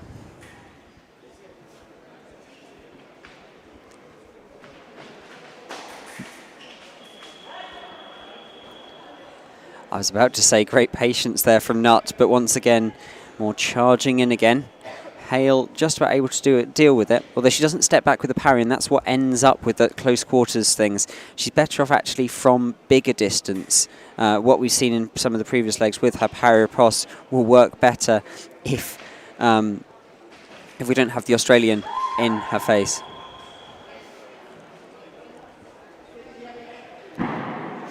Karen Hale then doing a good job at the moment defending herself against Abigail Nutt's attack, but as you said, Luke, she's just, because she's standing her ground with those parries, she's unable to give herself room to angle in or create an opening for a riposte. Yeah, and to give credit to Nutt as well here, her attacks have been strong. They've been forcing their way through. In that case, it was off target just now, but we've seen light starting to come up. It's just when they are, it may be another way of dealing with it as well, to take that step back, to play with distance as well as with the blade.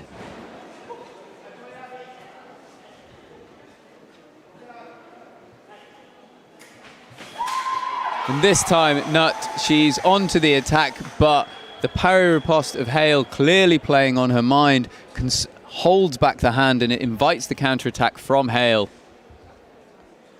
Yeah, if there's one thing that's let Nutt down slightly in this match, it has been the point control, and just unable to get the point down from that arm back preparing stage into her final attack.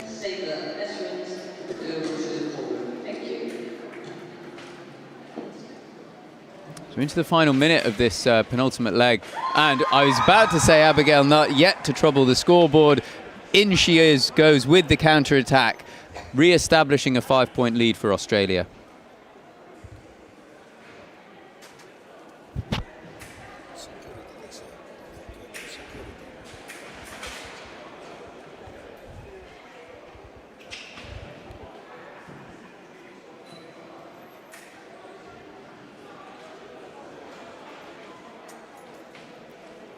Final 30 seconds then.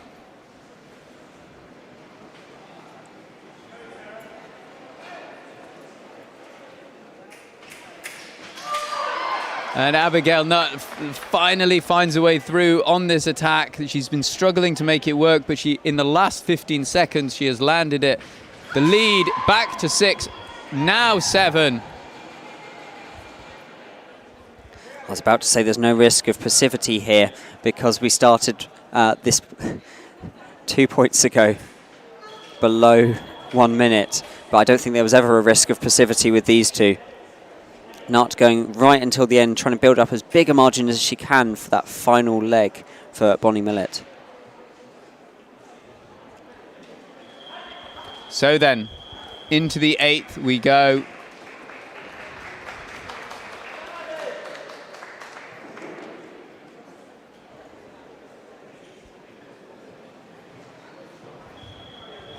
(38-31), and it is now time for a repeat of the individual final.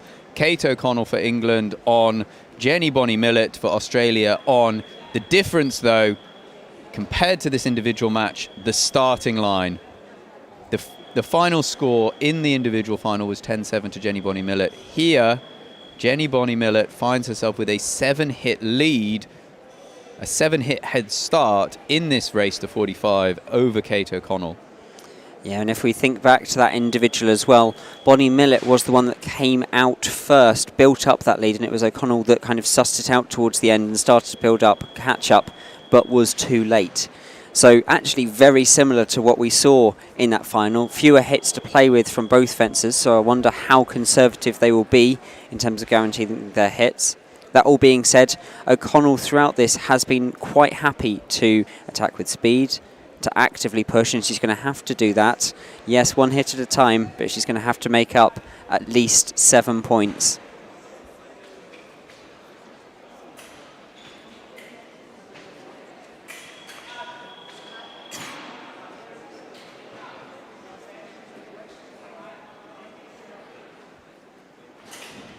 And there's the first riposte for Bonnie Millett. Yeah, O'Connell a little bit too close there, actually. She is much taller than Bonnie Millett, so O'Connell can attack from further out. Bonnie Millett prefers that closer distance where she's able to counter, and we've seen 2 of those now already.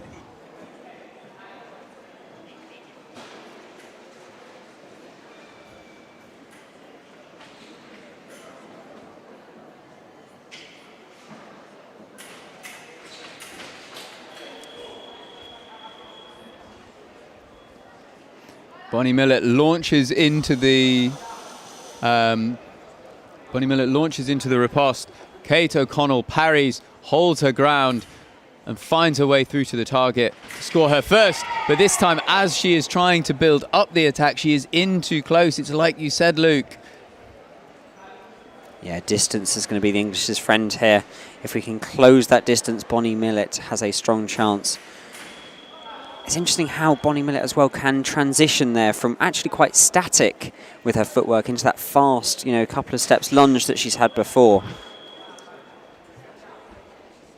It's those changes of direction, it's the changes of tempo that really suit her. It's probably the bits that's hidden underneath those step lunges and other things that we see before.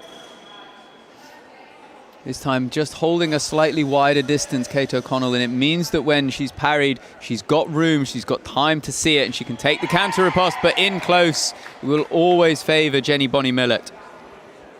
Yeah, Bonnie Millett there with the speed to realise it as well. The moment that opening comes, the moment O'Connell is into distance, going either with the attack on prep there or the counter-attack. And there's the counter riposte again from O'Connell. She keeps her distance, able to score.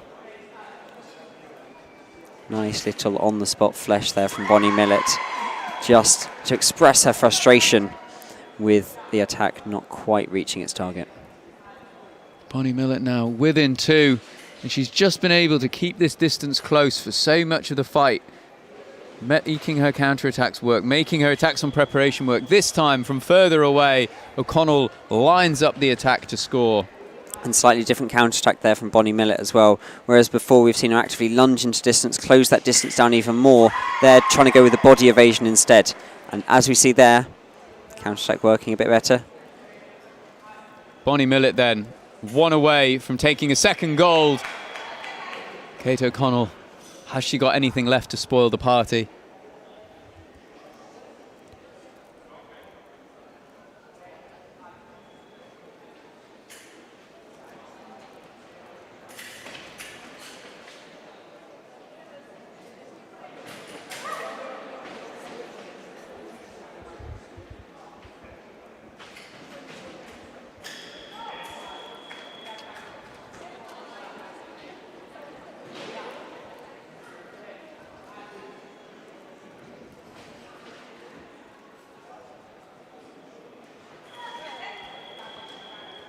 O'Connell in, pauses, Jenny Bonnie Millett onto the attack. Referee sent to the video. You may as well at 44. I think Jenny Bonnie Millett's not even convinced that she won that one. Both fencers staring at referee Pablo Acevedo for quite a while there, either in disbelief or excitement at having won the Commonwealth veteran foil teams. So they've come back.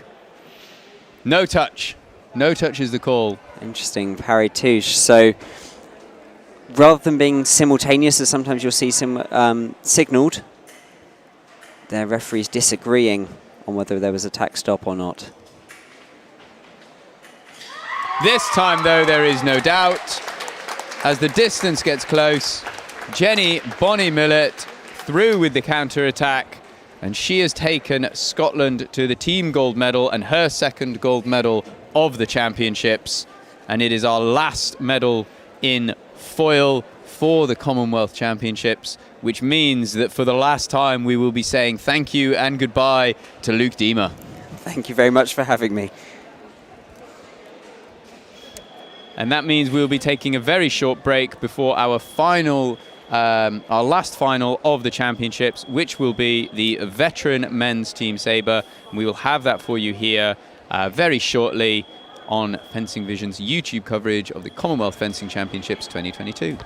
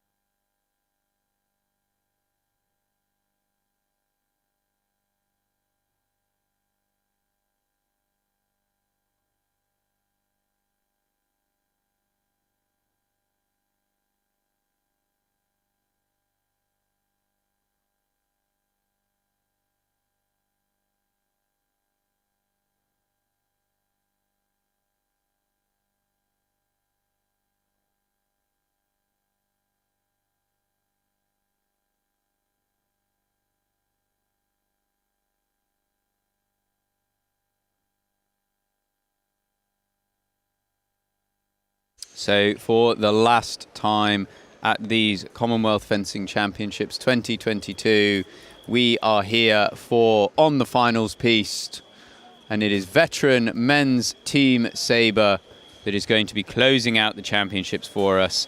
England versus Australia.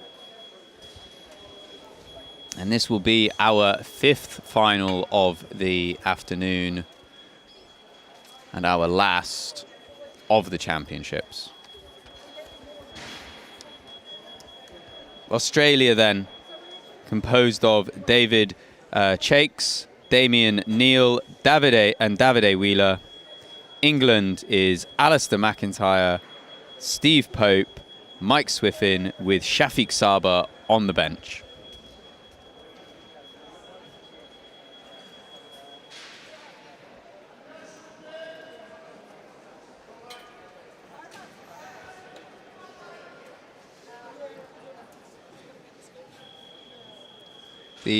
Those who were paying attention earlier will have, of course, heard me announce Scotland as the winners of the veteran women's team foil. The even more observant among you will have realised that it was, of course, Australia.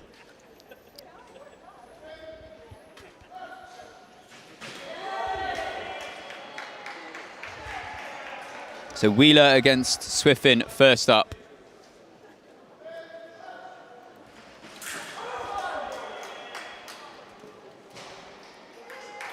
Swiffin's just looking for timing in the middle of the piste, but going into guard late on the first, going into guard on the second, and now he's just trying to force his way out, and he's mixing up his preparation, but he's not quite finding the rhythm. Wheeler is just building a trench, starting small, and then is able to accelerate.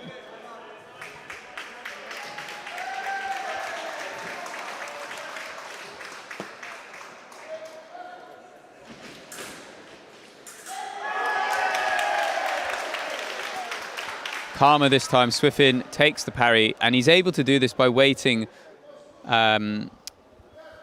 starting small, waiting in the middle of the piste.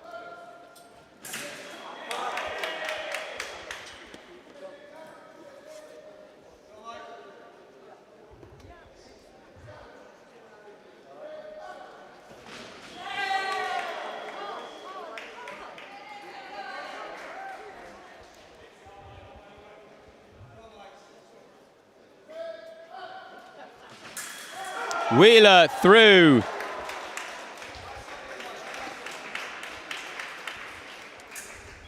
So Australia's finisher, the individual bronze medalist, gets Australia off to a 5-2 lead. And he will hand over to his teammate, David Chakes. Finished 29th in the individual event. Meanwhile, Mike Swiffin will hand over to England's finisher, Steve Pope, who neither of these two actually fenced the individual event, so they are new in only for the team.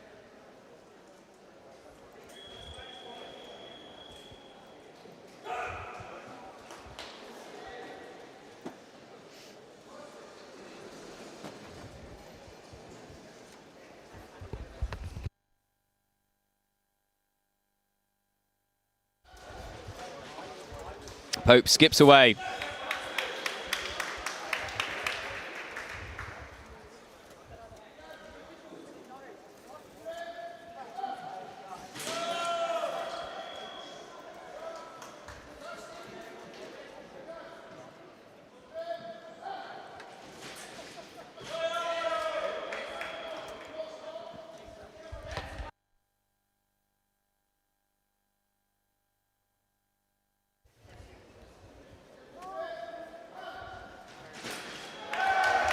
And we're going to see this from Steve Pope. He's going to start aggressively off of the line. And he's going to look to force mistakes from people, either inducing them to attack short, in which case he will look to make them miss, or he will just look to come into a slow pause and then accelerate into the lunge. And that's exactly what he does here.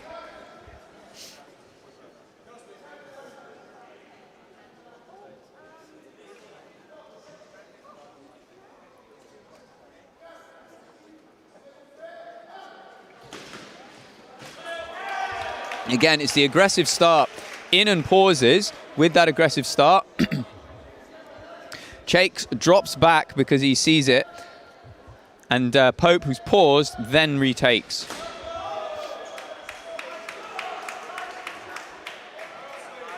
And it's another strong attack from Pope off the line. He's just controlling the middle, really off of this aggressive start. And it means that Chakes is always responding to Pope.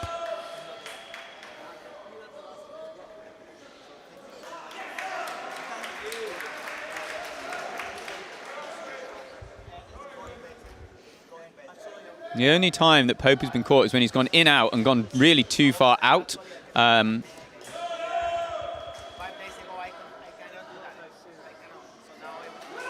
Chakes misses.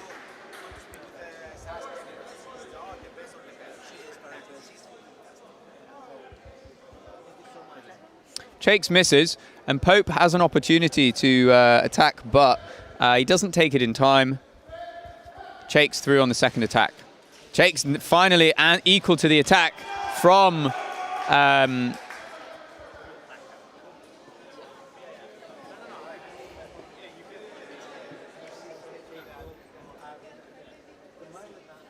it's the first time that Chakes has successfully defended against that attack from Pope. And if he's able to keep fencing in this leg, he will take encouragement from that.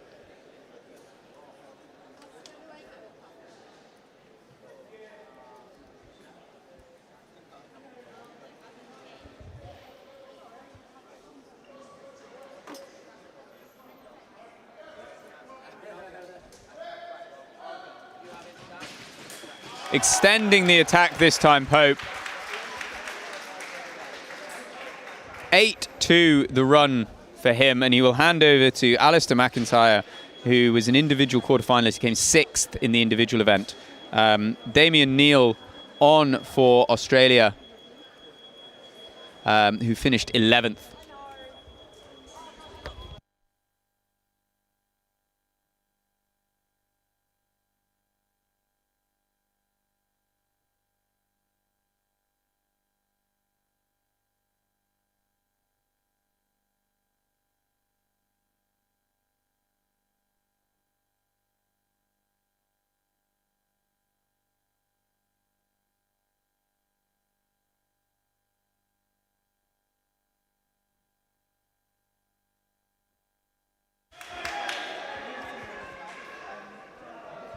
Point just getting added on there because it hadn't been added on for the last one that Chakes had scored that had gone to video.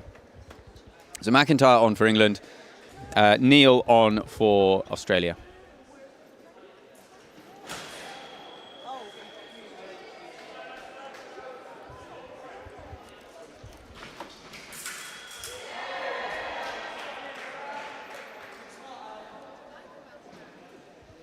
McIntyre won this matchup when they met in the individual 10-9, so we're expecting a close-fought match this straight away. McIntyre, though, on the attack. Yellow card for crossing his feet.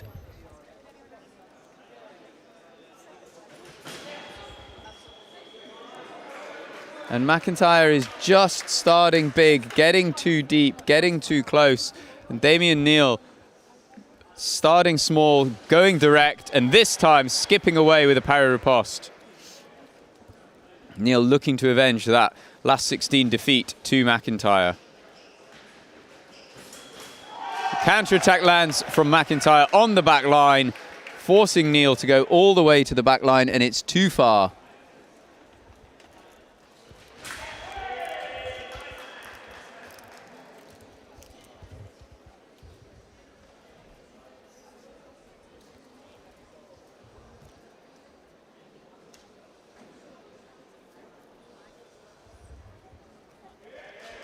Attack is given for McIntyre.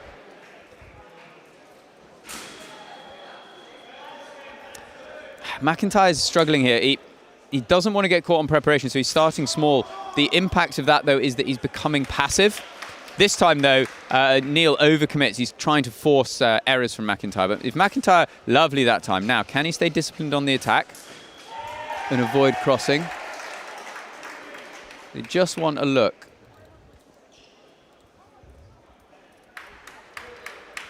No problem, touch stands.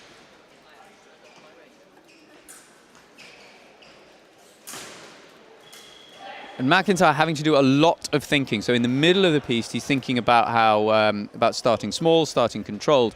When he's going long, he's thinking about not overcommitting on his attack and being caught as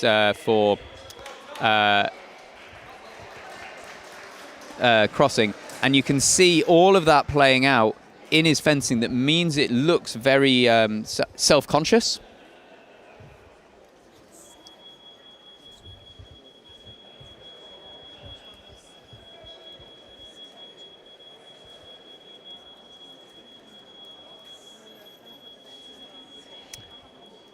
Now then, Swiffin back on for England against David Chakes.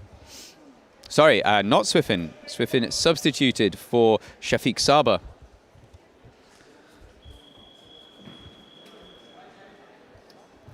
No such potential confusion amongst the Australians because they only have a team of 3, so no reserve available to them.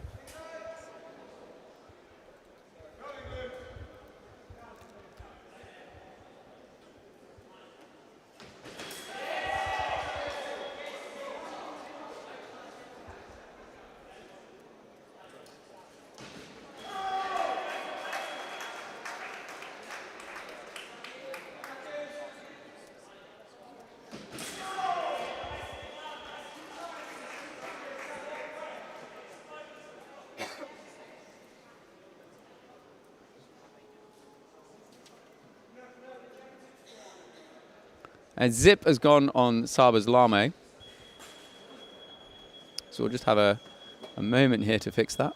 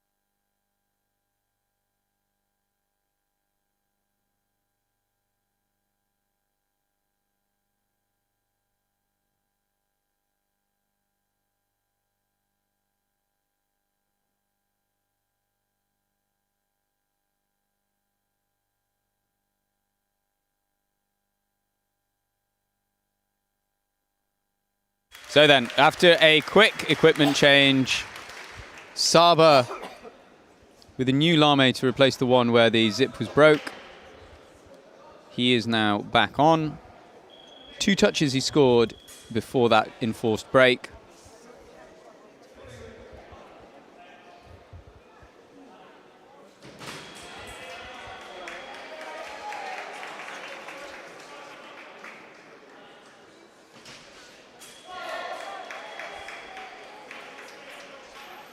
And as he goes out, better action from Sabre.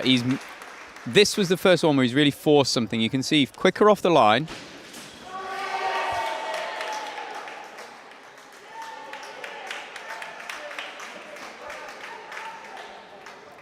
And they would like a look at this. Sabre clearly misses his first one.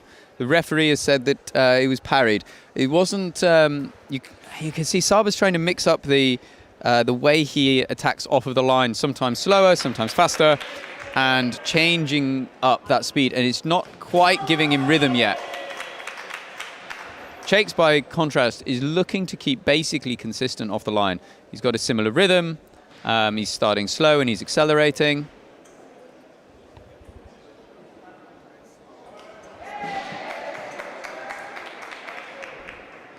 And over the course of the match, this seems to be working for him. There's the attack, though, from Sabre. He's been much more successful when he's looked to defend after a strong start.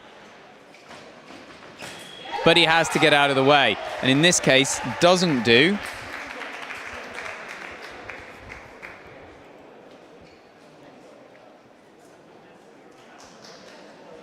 And Chakes just keeping Australia ahead. 5 touches apiece. Wheeler now on against McIntyre. And McIntyre, we saw him struggle in that first leg. In particular, having to think really carefully about how he's preparing off the line, not letting himself get big, which was what was allowing him to be hit on prep.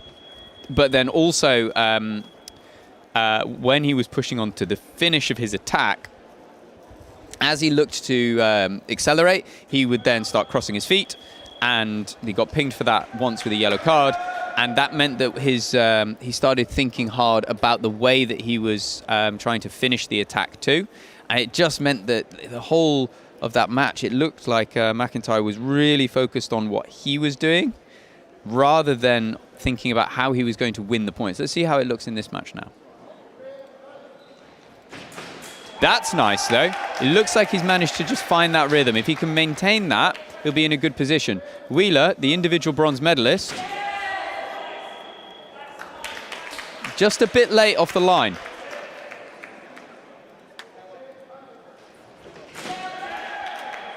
This time Wheeler in earlier. He finishes his preparation earlier. He's in position to attack. Same again.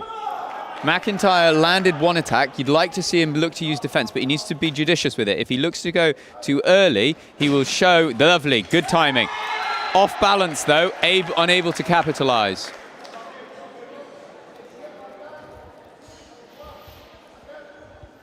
If he looks to defend again, I think this would be sensible from McIntyre. Has to move, though. There's no parry riposte.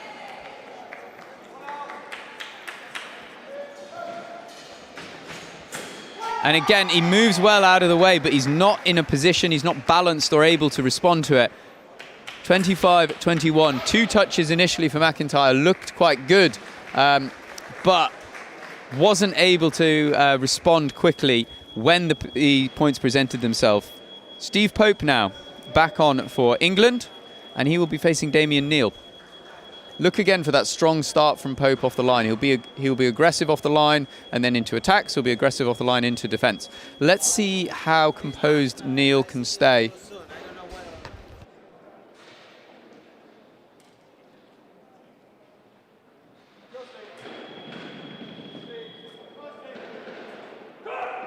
So then, Pope on, 4 hits the deficit. He came on with a 3-hit deficit in his first leg against Chakes and turned it round.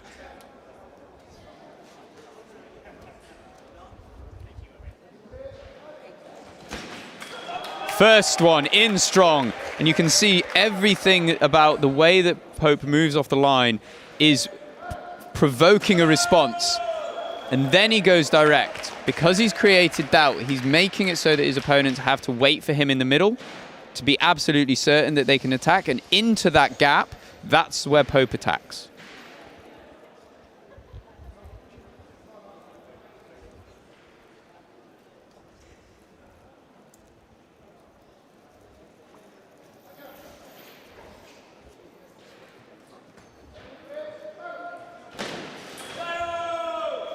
And again, Neil in, stranded.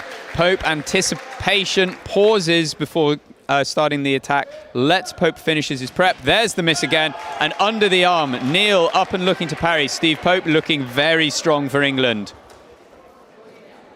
This will be a fascinating matchup in the 9th leg shaping up between Wheeler. This time, Neil ignores the provocations from Pope, gets off the line cleared. That's what he has to do. He has to ignore all of this noise that Steve Pope is giving him, but it's very difficult, and this time misses. The attack, then Pope's riposte is parried. Good 2 touches by Damian Neal.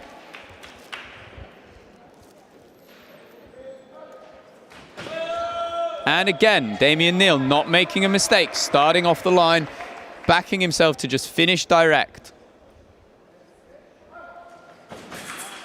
Steve Pope changes. He's been going in aggressive and being quite small with his preparation. This time, bigger attack. England still back within 2. Again, short aggressive preparation.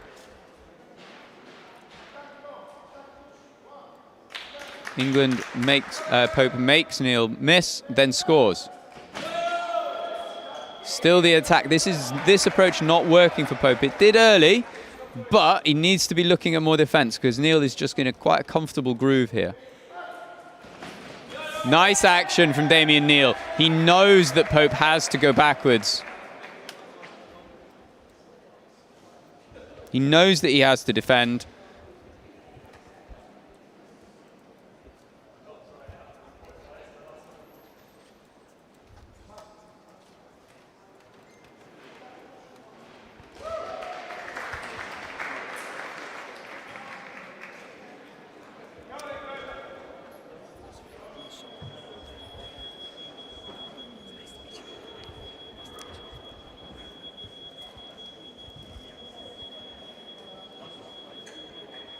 So Damian Neal, 6 touches he gave up, but overall he's done his job really, really well.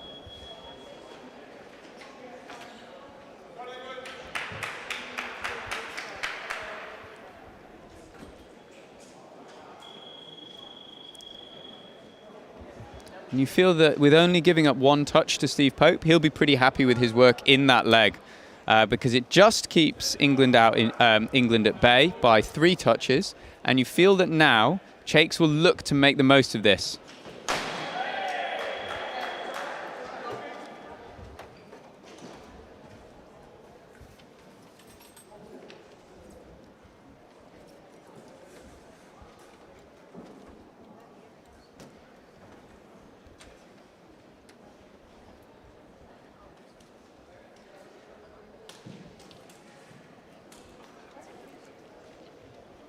The referee's just having another look at this. I think the video referee called the referee over to have a look. They've gone back. The attack is given for Australia.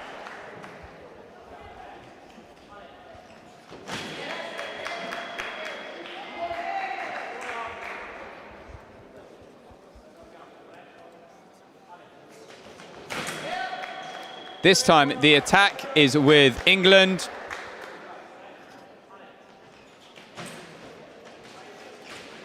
McIntyre pressing now, but you can see he is thinking so much about the finish that he's unprepared for the counter-attack from Chakes. This time in deep, McIntyre forced to finish earlier than he would have wanted, and this is a good leg from David Chakes in his last. Good defense from McIntyre. Can he capitalize now? No, he cannot. He gets caught on the guard of David Chakes. 5-1, and it is a 7-touch lead for Australia. Damian Neal then back on against Shafiq Sabre of England. A big leg needed from England, but Neal will be full of confidence after.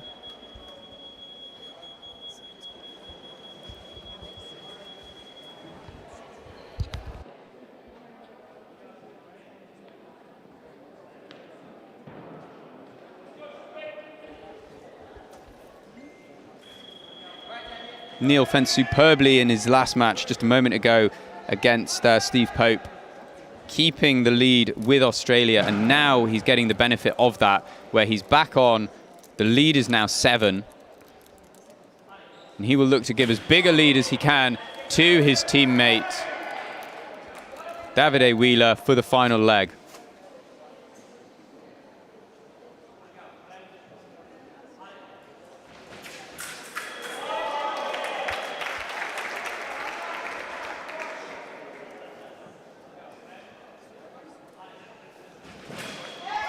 Sabre just unable to get out of the way or not backing it up with a parry, and the attack is through from Neal.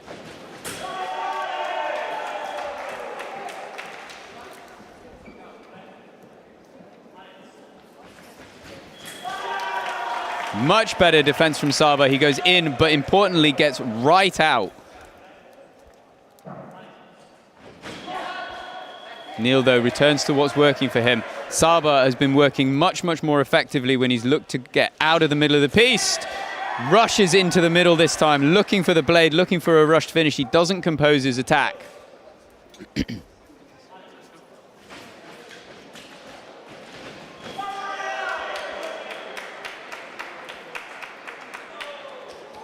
reprise is through from Reprise is through from Neal. Sabre looking for a video review.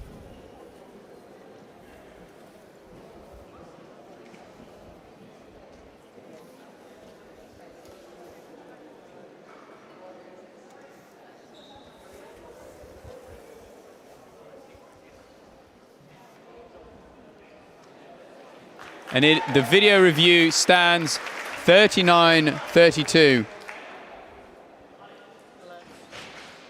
Better from Sabre. Out of the middle is working well for him. He needs to force these short attacks. There's the parry, though, from Neal.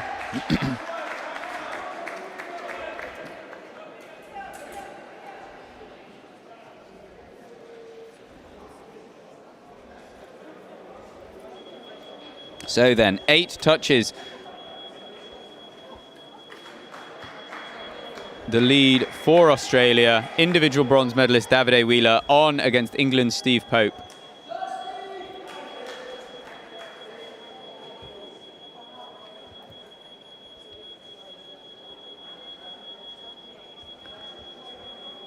Wheeler will be looking to attack in the middle of the piece. He's got a good solid preparation.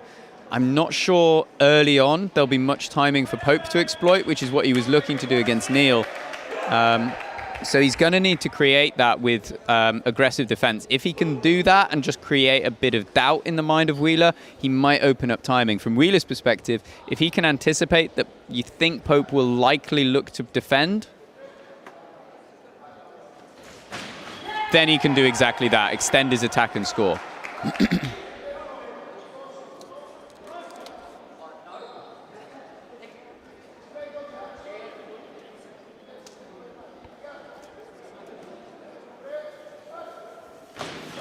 There's the preparation, though. This is going to be the battle.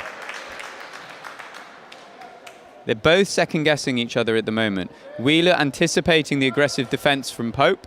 Pope anticipating the press from Wheeler. Expect this to shift throughout the course of this.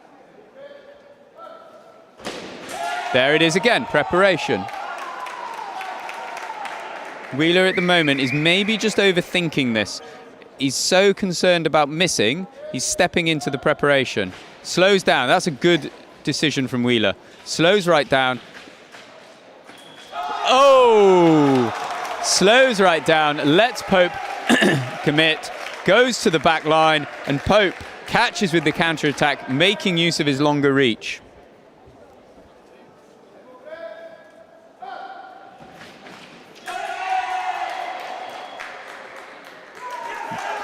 And this time, a miss from Davide Wheeler. Andreas Duvis said this on the first point. Even though it was one light, the first one missed. So there was a warning for that. Now, where is the attack? Pope starts aggressively, but what is he doing with the hand? Is it held? No, it's direct. 37-41.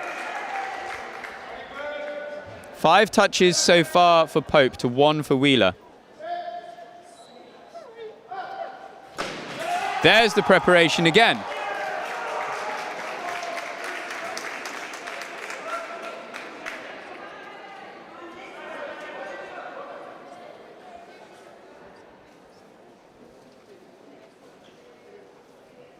I do think Wheeler is just overthinking this at the moment. That's a better option for him. He doesn't need to commit on the first attack. He doesn't need to win it with that initial phrase. He can he can go in, pause, then if Pope is attacking on preparation, he can make it miss, parry it, whatever, and then take up the attack. This time indirect.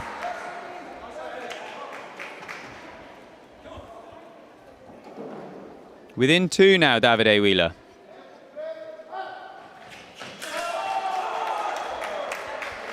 Pope delays, starts slow, in on the preparation.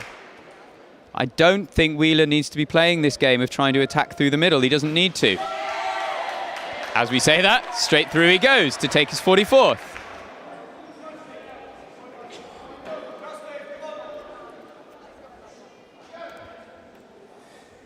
Wheeler then. Needs 1. Is that it? It absolutely is. Victory for Australia. Pope goes to video. He doesn't really have a choice. He has to, but you feel like this will still be given Attack Australia. It absolutely is.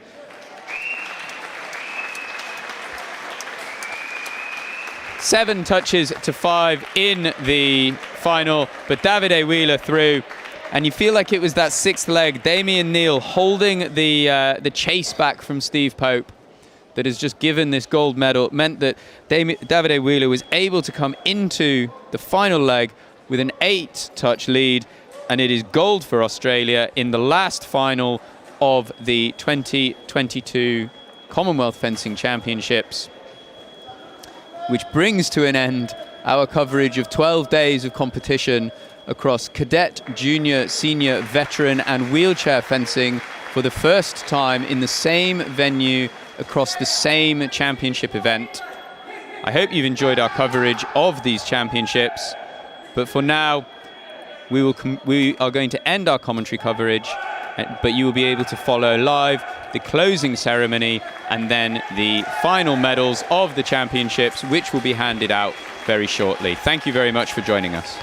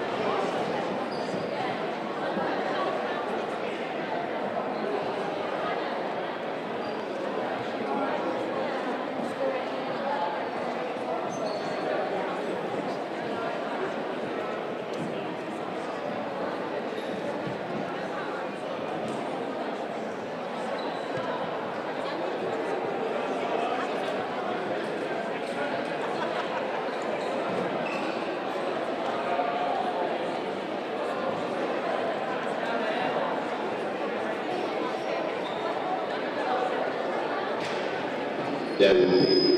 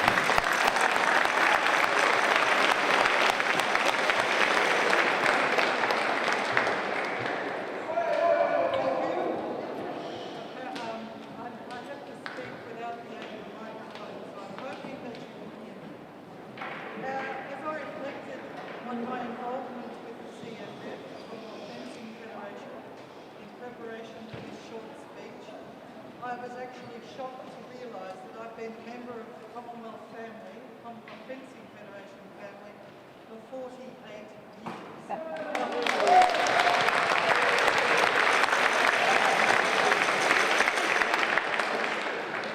I first competed for Australia in 1974 in Ottawa, winning a women's foil team gold medal. In 1978 in Glasgow, I won an individual women's foil medal. I also competed in basketball in 1982, and I think we won a team bronze, but I can't exactly remember. It was in Penang, in Malaysia, in 1998, that I was elected Vice President of the CFF, and I became President in 2002 in Newcastle, Australia. I'm incredibly proud of what the CFF team has achieved over the past 20 years. Whilst I've been the president. We've taken the membership from 11 to 40. We've expanded our program to include juniors and cadets, and we've brought the veterans under the umbrella of the CFF. We've raised the organisation of our championships to international standard, including raising by a lot the standard of the referees. There is one goal we have not yet achieved, and that's the return of fencing to the Commonwealth Games program. But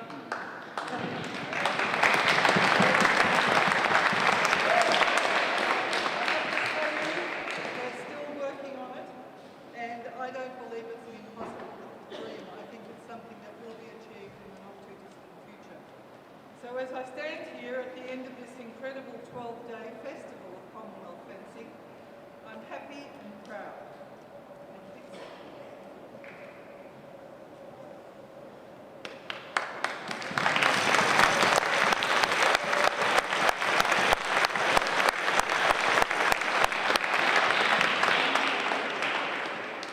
I wish my successor, and the new board and the new committees, the incoming committees, the very best for the future. I'm sure you'll take this wonderful organisation and family to even greater heights. Good luck.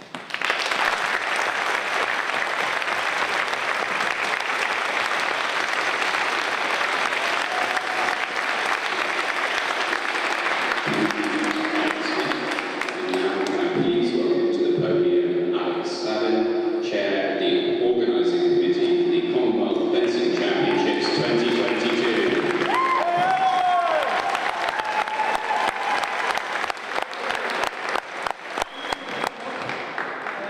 Hello.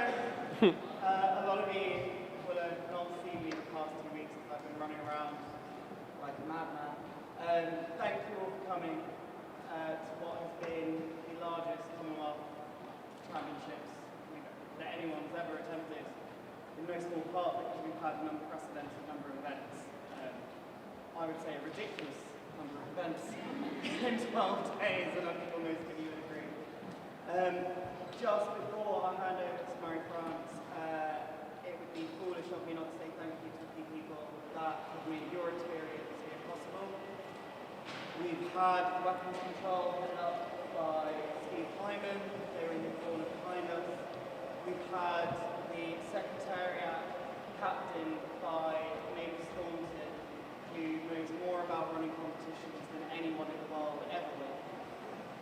The referees have been led up by Lynn Media, because they're on the balcony, who's done a stellar job marshalling 31 different referees from across the globe who have provided an exceptional level of officiating to all the countries.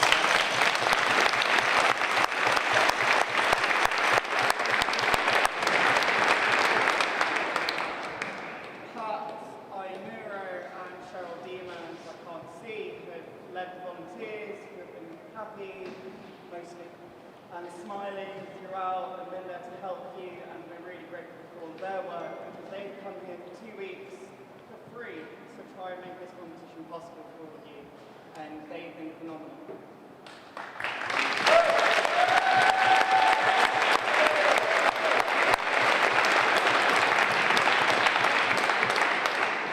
And the very last thing, I promise, I won't be here for long. Janet Milner on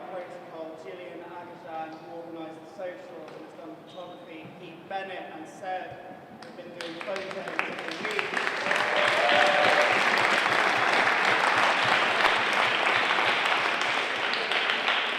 Kristen, who has already run away, has done the live stream for what's been over 300 or 400 hours of live stream fencing, commentated tirelessly by Rob, who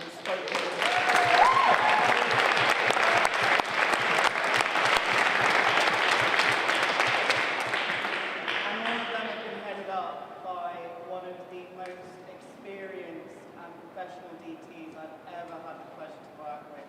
Mike Thornton, Nick Chapman, Mary Francis-Paul, Helen Smith and Sonia McGregor, who frankly have kept this competition going when I was sort of having a breakdown in private room somewhere because it was all too much. They've been great. They've delivered something we thought was impossible, and we're very grateful to all 5 of you for everything you've done.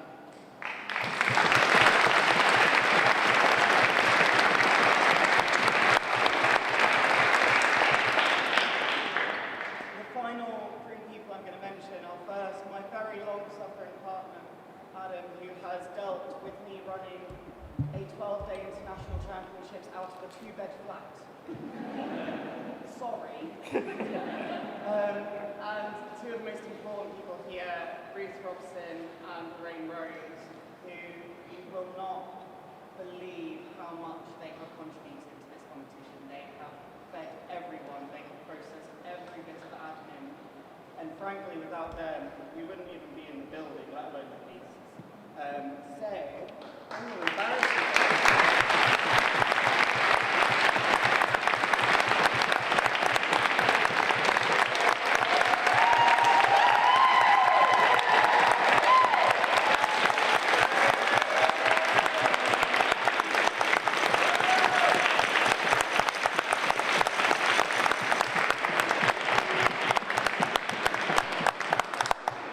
And that's it from me. I was going to say thank you very much, and I hope to see you soon.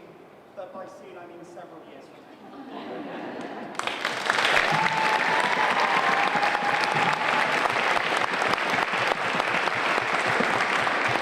Thank you very much to Alex Sabre. And now please welcome to the podium Marie-France Dupont, President of the Commonwealth Fencing Federation.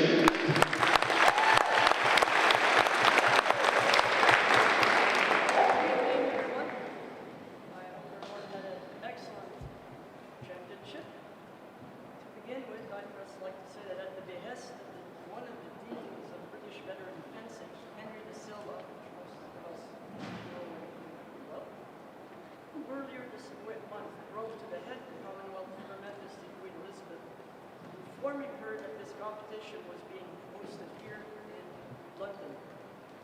I've been asked to share with you the reply received from Buckingham Palace. Her Majesty appreciated your thoughtfulness in writing as you did, and in return sends her warm good wishes to all concerned for a most successful and memorable event.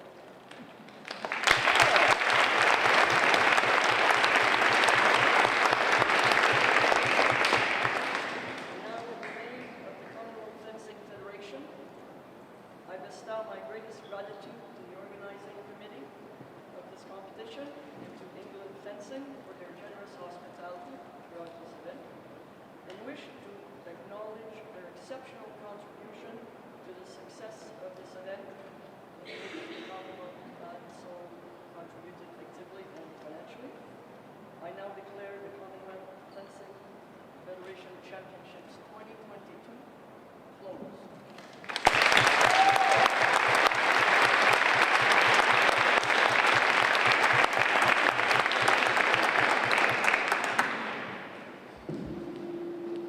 Thank you very much, everyone, for joining us for the Commonwealth Fencing Championships 2022. We will now begin medal presentations for the last day of the championships.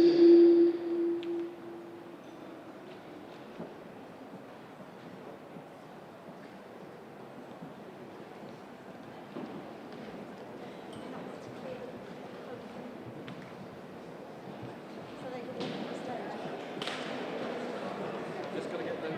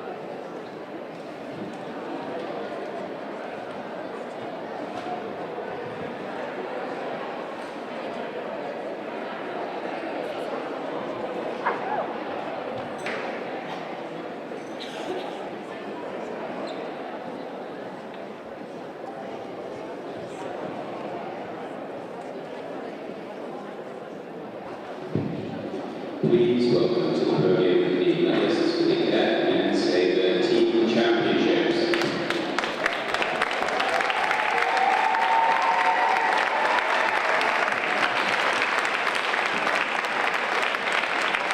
The medals will be presented by Pat Europe, volunteering for the Commonwealth Fencing Championships 2022.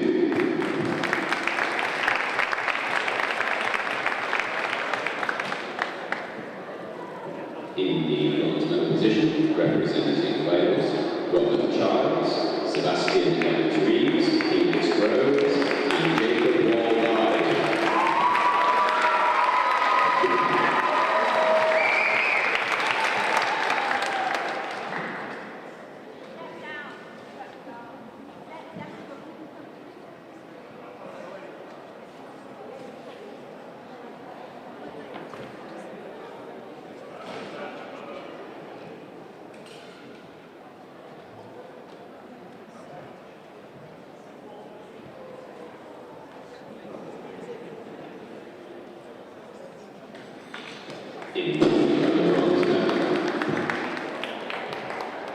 In the other bronze medal position, representing Australia, Daniel Nillen, Alexander Lett, Tara Liu, and Oscar Sheen.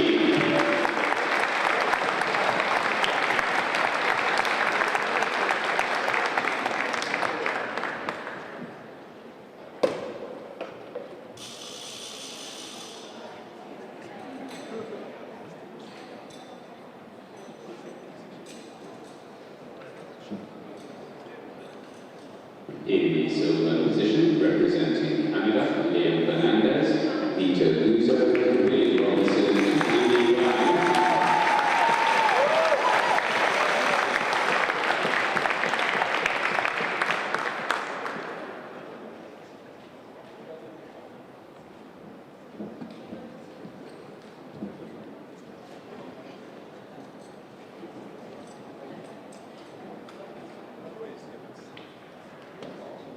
And in the gold medal position, the Cadet and Sabre Team Champions 2022, representing England, Ryuki Yama, Sabre, and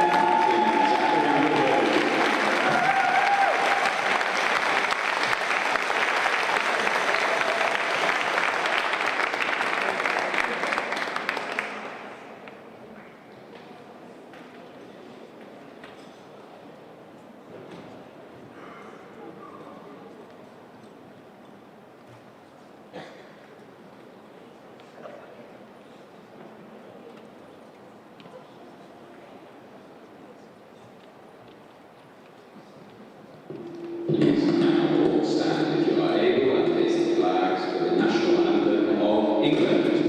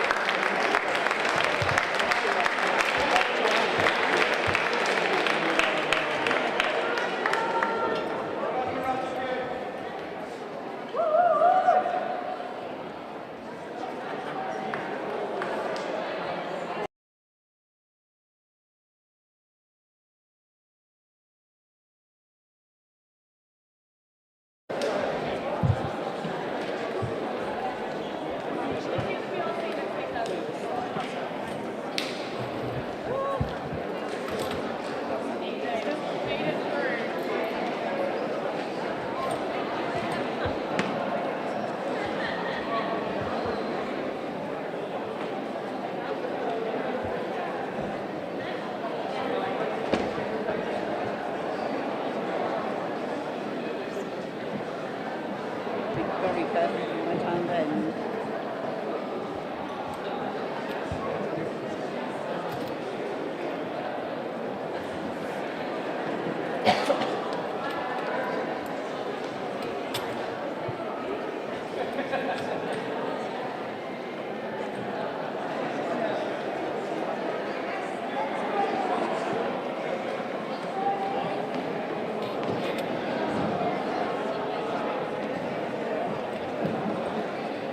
Look after that end. That's it. Okay.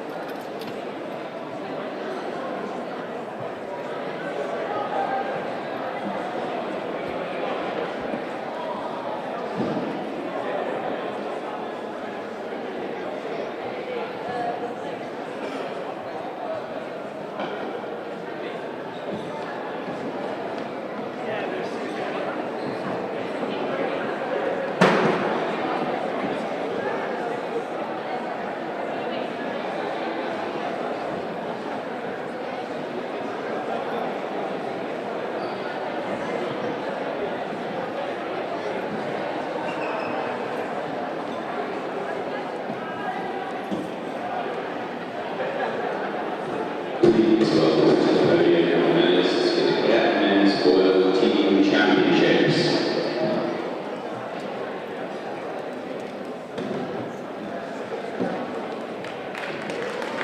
The medal will be presented by Sabre, Chair of the Organizing Committee for the Commonwealth Fencing Championships 2022.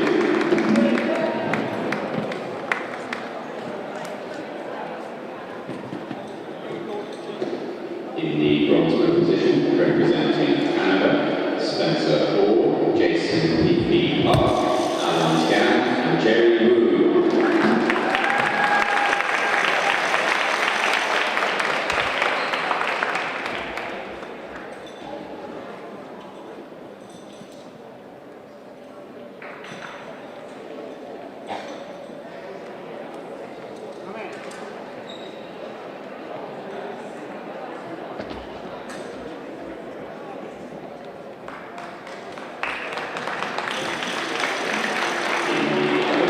Position representing Malaysia, Umar Zafran P. Rizwan, Yusha Neng, Kailan Bakbano Kambanatan, and Tengu Amir Mahmood.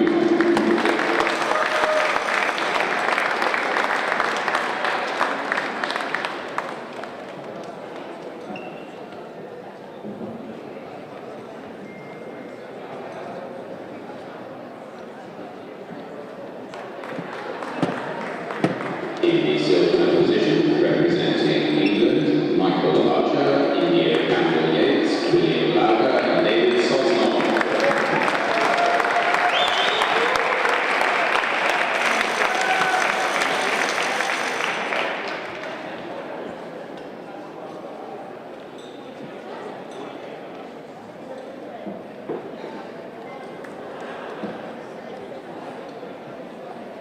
And in the gold medal position at the Cadet Men's World Team Champions 2022, representing Scotland, Jane Cook, Alan Penman, Nye Oldbert Kilpatrick, and Thomas Walton.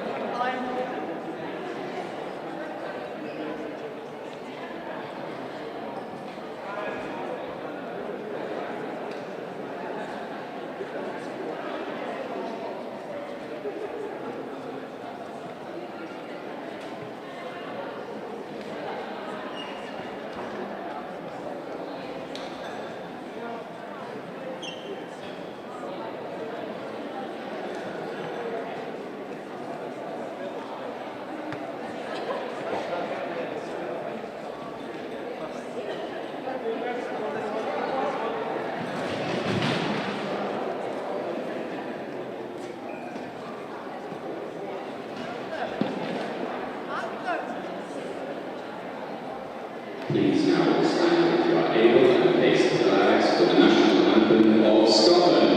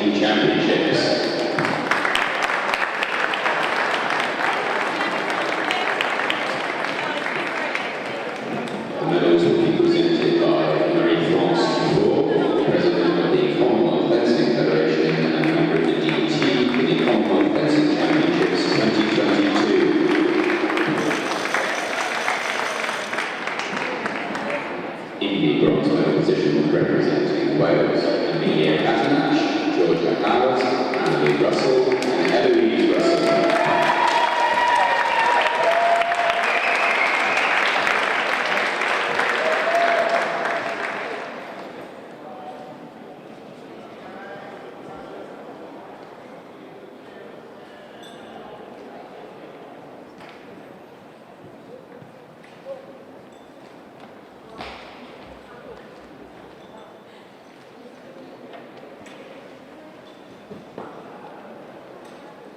In the other bronze medal position, representing India, Kashi Garg, Prachi Lohan, Sayal, Nasia Shaikh.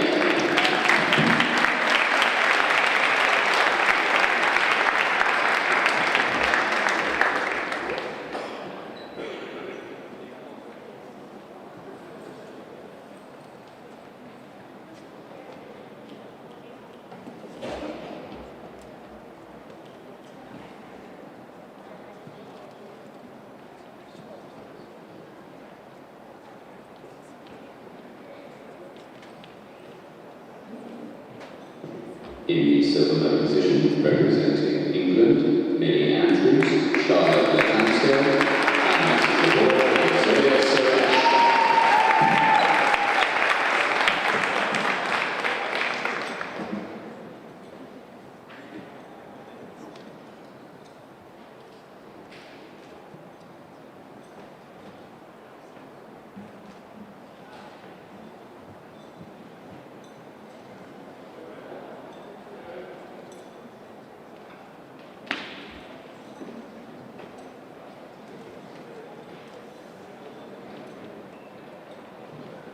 And in the gold medal position, the Cadet Women's Epee Team Champions 2022, representing Canada, UAE, Wai Lin, Stephanie Shen, and Rian Zhao.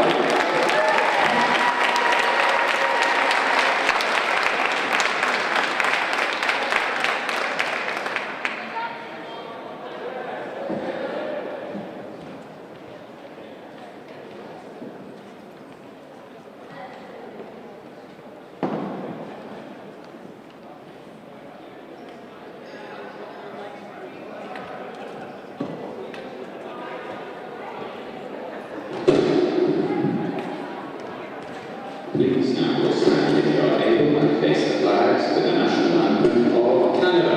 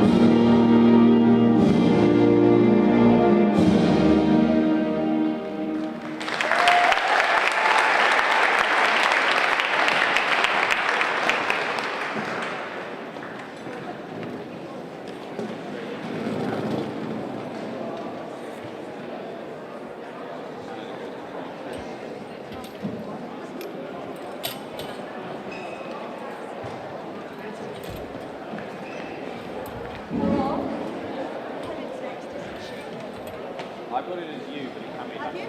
Yeah. Coming in soil? Yeah. I got it as you, but it can be. Australia on both today. Yes, Yeah. Australia on both.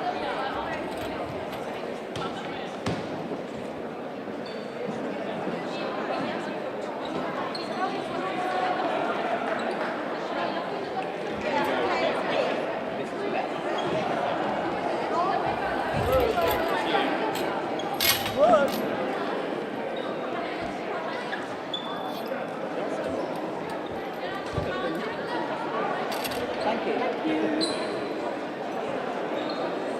Can you knob on the end of that?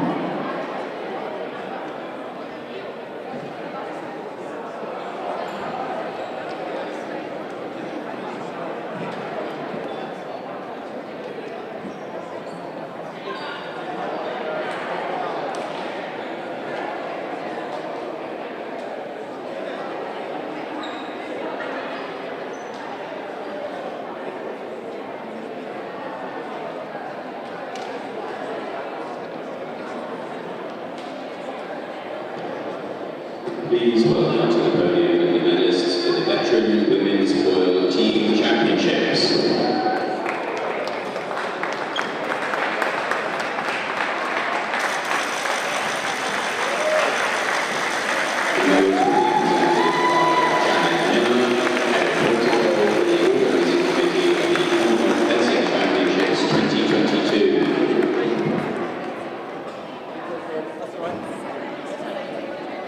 In the bronze medal position, representing Canada, Diane Caron, Margaret Rose Linton, Lucy Hamlin, and Siobhan Moss.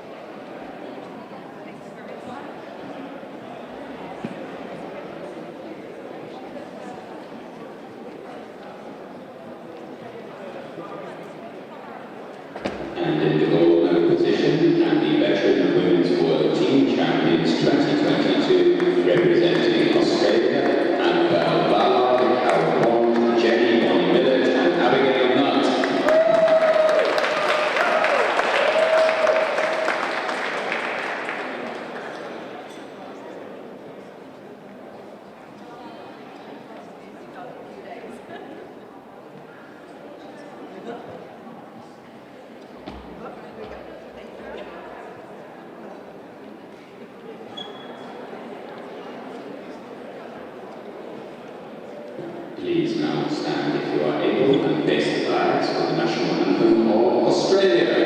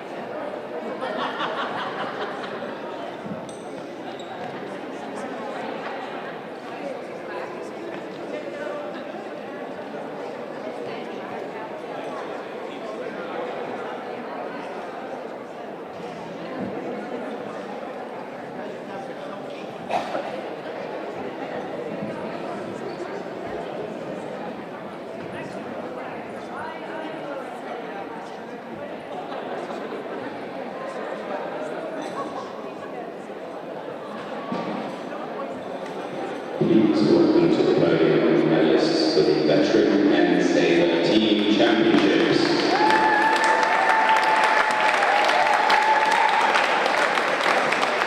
The awards will be presented by Helen Smith, President of the Oceanic Fencing Federation, and a member of the Director of Technique for the Commonwealth Fencing Championships 2022.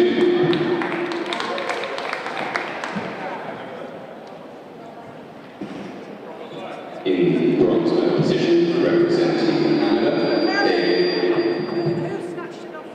David Simbalo, Dale Brosh, Zygmunt Jakobak, and James Stevens.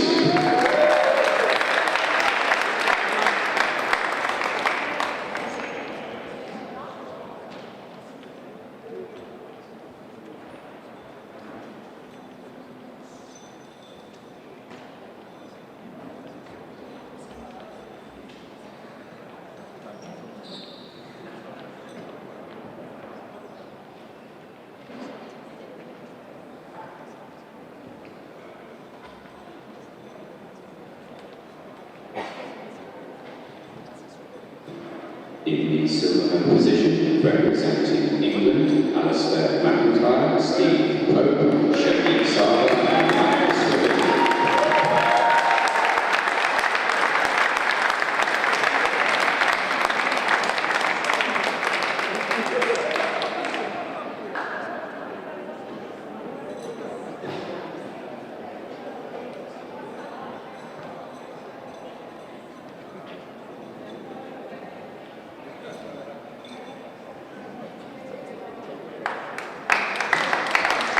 Also being presented to Alistair McIntyre is the gold medal for the veteran men's 50 to 59 individual men's sabre category.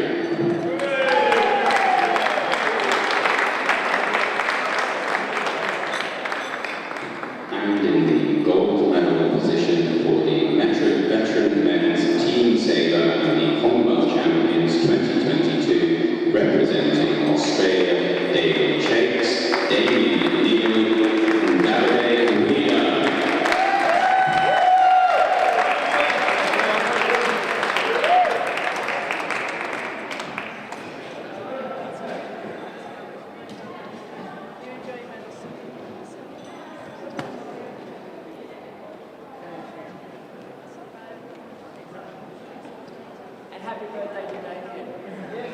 And an extra round of applause for Damien Neal on his birthday.